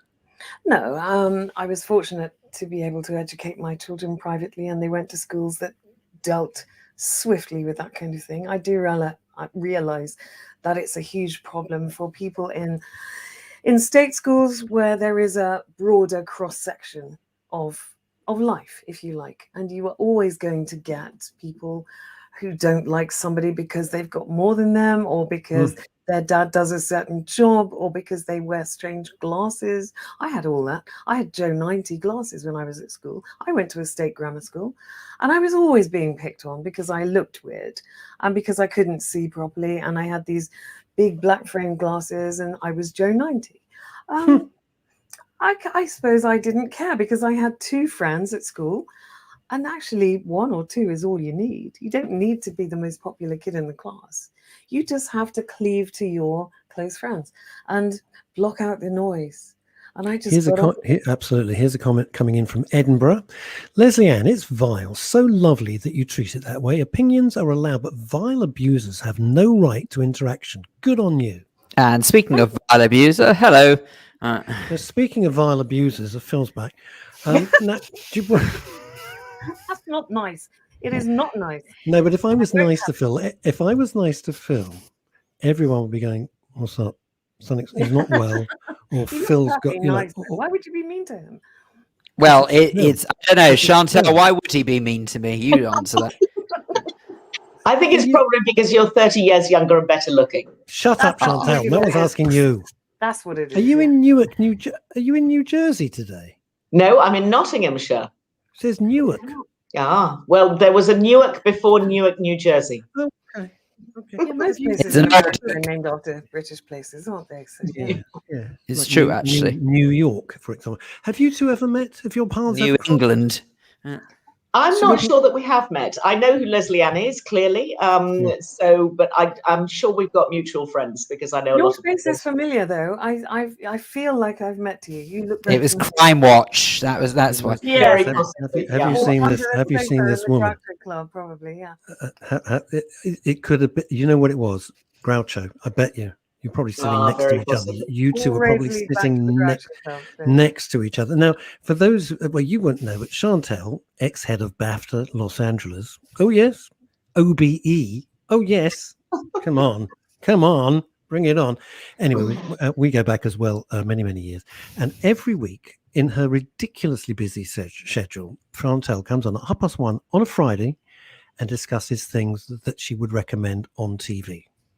You are incredibly well, because you say you never have time to watch TV because you're always writing, because we were talking about that. And the first recommendation this week is the remake of the Brady Bunch that you can see before you.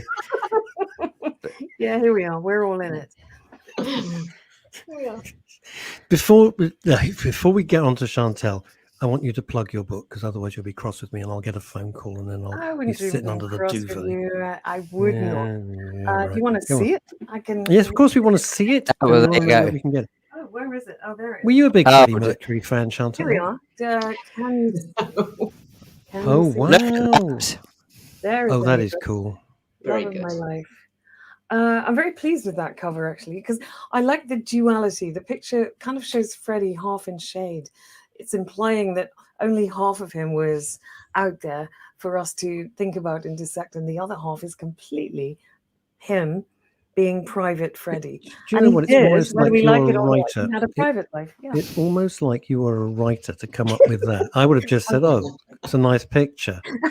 Phil would have said, "What's that on the front?" I'll let you guys get on. I have a. Are you sure? rest of Okay. show. Yes. All right. I will speak to you later, Leslie. And good luck with the book. I'm sure it'll be another smash. Thank you for having me. Oh, our Farewell. pleasure. Thank you so much. Bye-bye. Bye-bye. Farewell. There we go. Gosh, we go back rather a long way. I know, at least about 12:30. No. I worked it out. We've been friends over 40 years. Isn't that frightening? Wow, that's a long time. Isn't that frightening? My God, we used to hang out together. Anyway, here we are. So you're in Newark, not New Jersey. Not quite as exciting as I was expecting with your endless travels. But actually, a lot more beautiful, older, and atmospheric than Newark, New Jersey. Yeah, Newark, New Jersey. You don't want to go there. You really don't. God. Really not. Paul Claridge is better off in East Croydon. Trust me on that. Good Lord. Fair enough. there's always someone worse off than yourself. No, I have to start off. In my case, it's usually Russ. I have to start off with a huge thank you, Chantel. Oh, You good. suggested last week Vigil. I Oh did. my God. Oh, Good fun, isn't it? what? Please talk about it again, because if you've missed it, gang, you are missing a treat. No, it's a good show. It's Saran Jones, who we all love. Rose Leslie, who's the wife of Kit Harington. They were both stars Mrs. in Jon Game of Snow. Thrones. Yeah, exactly, Jon Snow. And it's a sort of locked room murder mystery taking place in a submarine somewhere under the sea in possibly Scottish waters, but we don't quite know. That's really part of the story, is about how you track submarines. It's all about Polaris missiles. It's all about the aging of submarines, and deaths occur. We don't know who is the guilty party. Is there a Navy cover-up? Is there a police cover-up? Bodies are stacking up right, left, and centre. It comes from the people who created Line of Duty. And we're up to now episode 3 on BBC One. So it's on the BBC. Sunday is episode 4. Sunday is episode 4. Overexcited. It's the first time I can think of, since Line of Duty, it's the first time I can think of appointment viewing. Seriously, I can't think of anything else which is appointment viewing. I am hooked.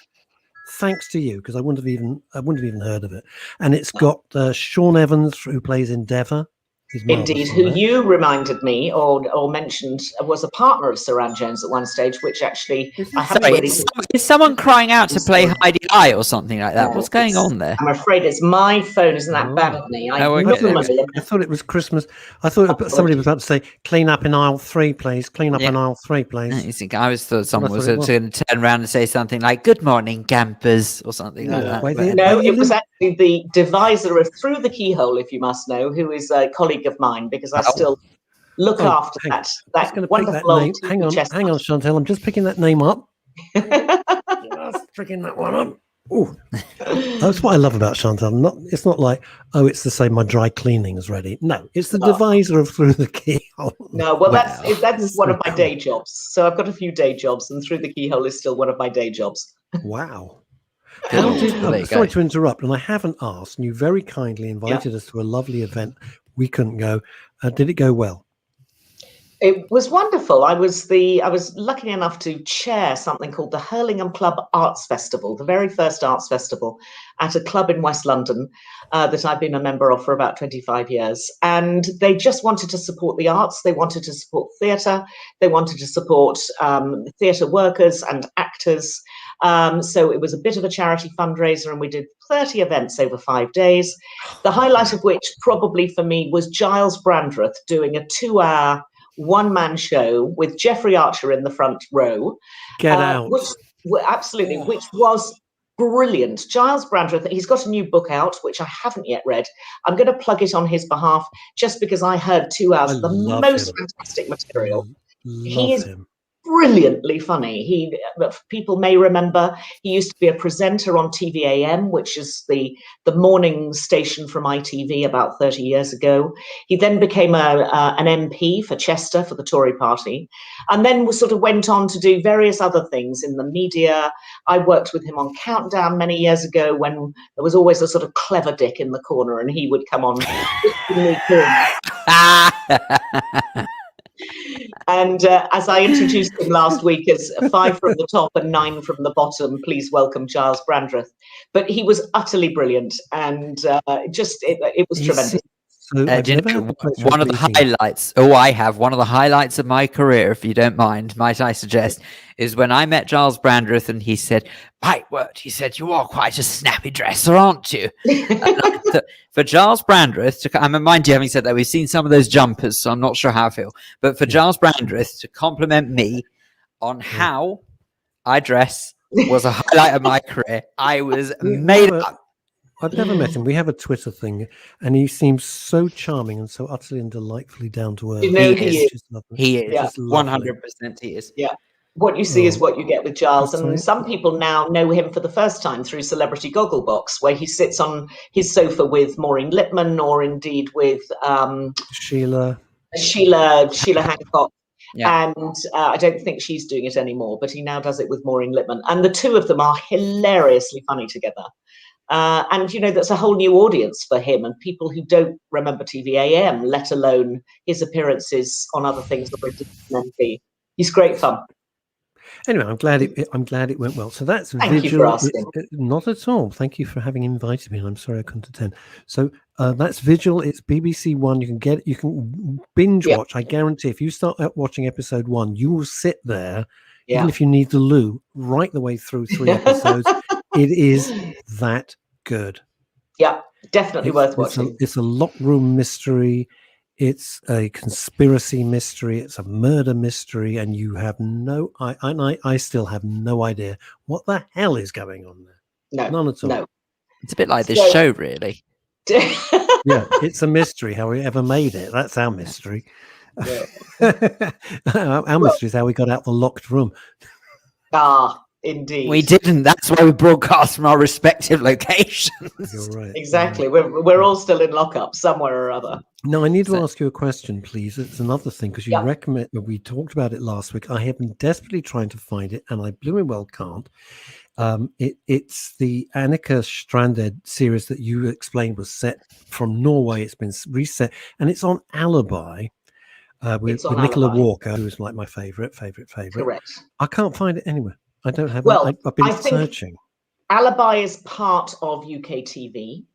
I think a part of UK TV is still free, and some of the channels there you can just get for free. You get the app, and you get, I think, 3 channels for free now on UK TV. There are other channels that are paid for channels, but it is also part of the suite of channels of Sky and I think of Virgin TV. So if you've either got Sky or Virgin, I think you'll find Alibi there. That's why I can't find it, because I'm desperate to try and find it, and I've been searching high and low, and I can't. Okay. And that's called Annika. If you can't get that, I can recommend the BBC 4 Extra. They're 15-minute little vignettes, and they're stunning. Yeah, police procedural again. Yeah. Ooh, there we go. Oh, there we go. Okay, now I'm just having a look now. Actually, the Freeview channels for UK TV are Dave, Drama, and Yesterday. Yeah, that's what comes up with me. And I was hoping it was on Drama by some miracle, but it ain't. Anyway, maybe it'll turn up eventually. What's next on your menu of magnificence? So I've sort of been floating around what everybody is talking about in America at the moment that has arrived over here. One of those things is something called White Lotus, which is billed as satirical comedy. And all I can say is the comedy is dialed down and the satire is definitely dialed up. It's written by a rather interesting writer called Mike White. Most people will not have heard of him other than the fact that he wrote School of Rock, which is an absolutely terrific comedy movie from probably 15 years, if not 20 years ago, with Jack Black. His father was a very famous speechwriter for two rather extraordinary preachers, American preachers, Jerry Falwell and Pat Robertson. So clearly writing is in the family, and writing with a sense of sort of disbelief or lack of truth is probably also part of the family trait, as it were. But he's written this satire that is being heralded as one of the modern satires of all time. All I can say is if you don't like characters that actually are not particularly appealing and you find nothing really wonderful about any of them, this may not be the show for you. But actually, it's extremely well written. It's all filmed at the Four Seasons in Maui. And it opens with a fantastic opening. You see a bloke who's at the airport on his way back to America, who's obviously just come from his honeymoon at the hotel. And then you cut to a body being loaded onto an aeroplane, and you don't know what's going on.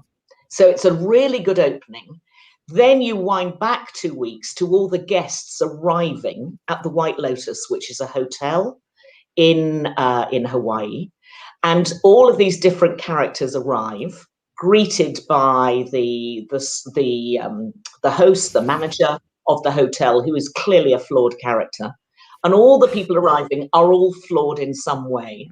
And then plays out over 6 episodes an extraordinary black comedy satire that is very well written. Connie Britton is probably the most well-known person in it. He was in Nashville. If you watched that wonderfully soapy series over 6 series or 7 series about a female singing star from Nashville. So Connie Britton stars as this big CEO character from a Google-type company. She has a slightly feckless husband. Her daughter is ghastly. Then you've got the staff at the hotel who are not quite all they seem. Then you've got these other characters, the newlyweds who come in, and you think, well, surely they're going to be happy. And then everything starts to fall apart. But it's very well written. If you like satire, you like something that looks beautiful, it's beautifully filmed, and the writing is lovely, try White Lotus. It's on Sky Atlantic, and there are 6 episodes. You'll rattle through them very fast. Once I started, I couldn't really stop. It will win lots of awards. It's absolutely that type of program. Might not win awards in the UK, but it will definitely win awards in the US. I have managed to discover that they are now, or that it may have been on for a little while, who knows, but I've just recently discovered it, that they have the entire collection of My Family on BBC iPlayer. Now, do you remember the Robert Lindsay Zoe Wanamaker sitcom? Love that. It's such a tonic, seriously. I mean, watching it back now, just the way that both Robert Lindsay and Zoe Wanamaker are extraordinary performers. I mean, I've sort of mentioned Robert Lindsay before because he's in Anything Goes at the moment, but just I can't get over the talent, how unbelievable his sense of timing is, or both of their sense of timing is. They're just on it. Yeah, and the comedy is great. It was written by, name drop, my old scriptwriter from Through the Keyhole. I had 2 scriptwriters.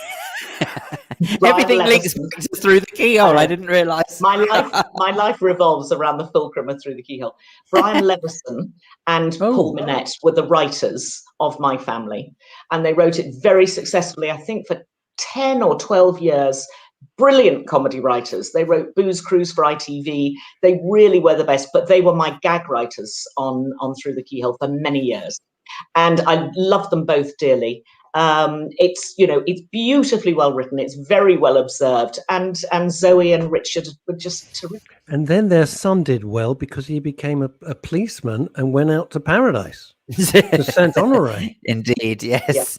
So, Yeah. now that was that's is it Chris Marshall? Is it? It's Chris Marshall with a K. Yeah. Chris Marshall. Now, do you know? I have to say that there was one time. This, I suppose, it goes to show that sort of like the early days of someone's career, and maybe you have to forgive someone for a mistake. I've never met Chris Marshall. I don't know what he's like, if he's a nice chap or not. Who knows? But all I do know is that there was one time when my family won an award. I assume it was at the Comedy Awards, and I won't forget in a hurry, and I don't know if it's available as a clip online, but it's quite eye-opening, where Chris Marshall is sort of up on stage, I think, with either Robert and or Zoe, and he then sort of makes an acceptance speech almost on their behalf, but almost as if he's the one who's done all the work. And I've never really forgiven him for that. And I know it sounds silly because he was very good in Death in Paradise. He really was. Great. But My I just thought that's so unnecessary. I mean, you are up there with acting legends, and Indeed. for you to try and steal that limelight is really quite, well, it's quite poor taste. But I don't know whether or not he was doing it as part and parcel of, like, as I say, if it was a comedy maybe he'd had a sherbet or two. We never know. Who only knows? Now, listen, Chantal, you've touched on something interesting, and I know everybody watching and listening would like to know. Can we draw back the curtain for a sec? Yes. They were your gag writers. Yes. On Through the Keyhole. So just explain, do they write the gags for the guests on the panel, or for what? Who do they write it for? So the host was David Frost. Yeah. And David would have a great monologue, an opening monologue, where he would sort of gently rib the panel. David's had a great sense of humor, and all we did was dial it up a bit. We just accentuated it with a few extra, bon mots, some good comedy one-liners. So what Brian and Paul would come in and do is write the opening monologue, and then would give David some funny lines for when he was interviewing the person whose home it was that we were filming in. Okay, got it. So that is what they would do. Okay, got it. Now that makes perfect sense, because I was I'm always amazed that to write the ad libs on like America's Got Talent and stuff like that. And I go, somebody has to write that? Come on! Oh yes, absolutely. Come on. That was the person you introduced me to, because I said I'll do that, and she said, and then we had drinks subsequently. Who first coined the phrase? David, it's over to you. Was that Lloyd Grossman's idea, or did someone actually say to him, that's how you throw back? No, I think the clues are there. And, well, David, it's over to you were lines that were suggested to him by the deviser, who was a guy called Kevin Sim. And then it got bedded down into history, basically. Yeah. Okay. No, because I know that also as well that David had a really specific way of sort of handing over to Lloyd as well, as he sort of emphasized the through the keyhole. Yeah, exactly. Happy days. It was fun, wasn't it? It was fun. It was a good show. Fun. Good show, and it never goes away. It's never far away. It's always in pre-production or production or post-production somewhere in the world, which is great. Wow. Yeah. Have you seen? I've got to ask you, because other people said, "Oh God, there's a new not Keith Lemon. What's his name? Lee Francis." Yeah. And Amanda. Can't even say it. Amanda Holden and Lee Francis, oh God, have a new show out. And I was reading the social media, and people said, I can't even say what they'd rather do. Oh no. Anything than what? Oh God. I haven't seen it. It got. I wouldn't. Bad. They're not a natural pairing. But until I've actually seen it, I can't really tell you whether it's great or not. But I mean, you've got a very good sense of what is good telly and what isn't. Let me focus your mind here for a second. It's 2021. Okay. Yeah. And Lee Francis, who plays the ghastly, I know he's hugely popular, but Keith Lemon. Lee Francis is playing Amanda Holden's grandmother. Oh, don't be ridiculous. Right. Okay. I mean, I don't. Do I need to do any more here? No. That's. I mean, as her grandmother, with this faux documentary, moves in. Yeah. But these would be the very same people who hate Mrs. Brown's Boys, which Well, cracks that's me the up. thing. I love that Yeah. show. I think Mrs. Brown's voice is hilarious. It just makes me roar with laughter. It's the laugh. It's just the way But it's the but it's the you see, oh, that's beautiful. It's just That's love really it. good. Yeah. But isn't it interesting, Chantal? I mean, you're in right at the heart of this. You know all these people. It's the snobbery, isn't it? Mrs. Brown's voice. Oh, we don't. I find it hilarious. Most people find it hilarious. When it won awards, everyone was going, "Oh, it mustn't win!" But it made us laugh. It was entertaining. It was great. It broke the fourth wall. It was It much makes me more laugh subtle. just thinking about it. It's terrible. Yeah, I know. I'm so mature. And I have an Anyway. interaction with Rory Cowan nearly every day. Yes, because he's so charming. And then something No, like I have this. to. I agree on the snobbery front, because actually I'm a populist, and I think if people like it and people laugh, then it's valid. It's valid as a piece of art. It's valid as just as what it is for the way it's perceived. I get really slightly cranky with the arty-farty people saying that's terrible. It's not terrible. If it's making you laugh, it's working. And I just think that we shouldn't get too pompous about stuff like that. Just enjoy it. It's so interesting. I wrote an article this week for our dear friend, Mr. David Wimble, because I write in a newspaper, and I was writing about cancel culture, but that was, I don't want to divert us, but I was saying comedy is incredibly personal. If you find it funny, it's comedy. If you don't, then to you, it's not funny, but to other people might absolutely love it. I was writing about Roy Chubby Brown, and it's not my cup of tea, but I don't think it's up to somebody to say, no, it's not funny in the council. Yeah. It's not their place. No, And the I mean, guy's Bernard Manning was very funny. I mean, his comedy now is seen in a completely different light, but he was a comedic genius. And, he wrote all of that stuff. He was a very, very clever, switched on performer. But of course, he was taking the mickey out of somebody. He was merciless, but it was clever stuff, and it made people laugh. I'm not defending it now. We're in a different world. We're in a different world, but we've got to stop looking back. It's why some of these programs age very, very well. Yeah. I was watching, I just happened to be on the screen while I was flicking channels. Randall and Hopkirk, deceased way before Phil's time. Do you know what? It was still great. It still was interesting. I still wanted to know what happened. Yeah. But actually, all of these comedy shows, you've got to think along the lines that they were relevant for the time. We were speaking to, sorry, not to drop a name, but you may know, we were speaking to James Dreyfus on Monday's program. And of course, he of Gimme, Gimme, Gimme, amongst many other things. And yet, we were saying now, could you imagine Gimme, Gimme, Gimme being written today? And it probably wouldn't be. It probably wouldn't be allowed today. And I think that's terribly sad, because it wasn't that long ago. And it was hilarious. Again, something I was watching back again quite recently. And I wasn't saying exactly what I was doing. I found it highly amusing in many places. And I don't understand what people's problem is. If it's comedy, if it's designed to make people laugh, if it's not designed to be malicious, just get over it, for heaven's sakes. Yeah, exactly. So in fact, one of the things I've chosen this week is something that it's just come out. It's gone straight to the top of the charts on Netflix. The critics generally don't like it. Is this The Heist? No, it's not. Well, I think we've talked about Money Heist before. It's something called Clickbait. Oh, yes, Clickbait. Yes. American drama with very interesting cast, not terribly well-known cast. The lead actor is the guy, I don't know if you will remember the program Entourage, the American comedy drama about movie stars, a scurrilous late night sort of naughty show, but very, very good drama. I'm trying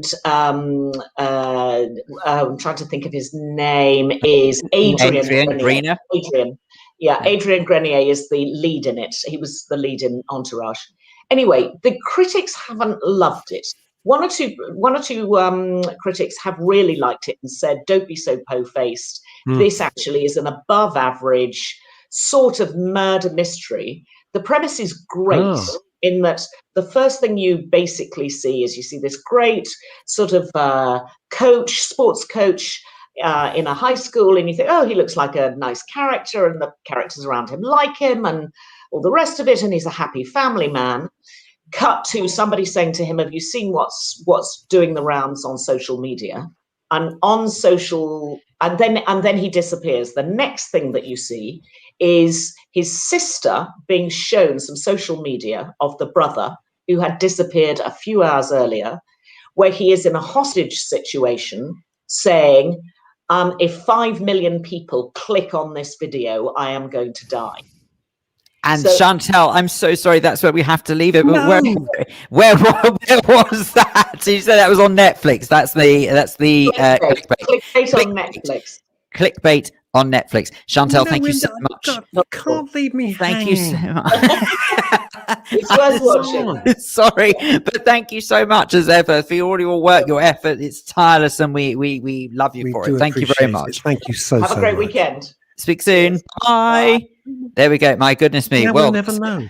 Well, now we'll never know. I know. I am a little so-and-so for doing that. I can only apologize. Tinker, aren't you? But tinker you are. We have to say thank you so much to some fantastic guests today, to Catty Goshtasby. We also say thank you very much to Peter Wingrove, to Leslie Ann Jones, and of course to Chantal. And as for you lot with your comments today, my goodness, I say every time, just when I think you can't get any better, you've surpassed yourself. Seriously. Just fantastic. So, thank you. Thank so you. Much. Thank you. We really appreciate it, because honestly, now, remember, it does make a difference. Next week is all our shows are dedicated to dementia and Alzheimer's. It's going to be an extraordinary series of 3 shows. Seriously hope you'll join us for that.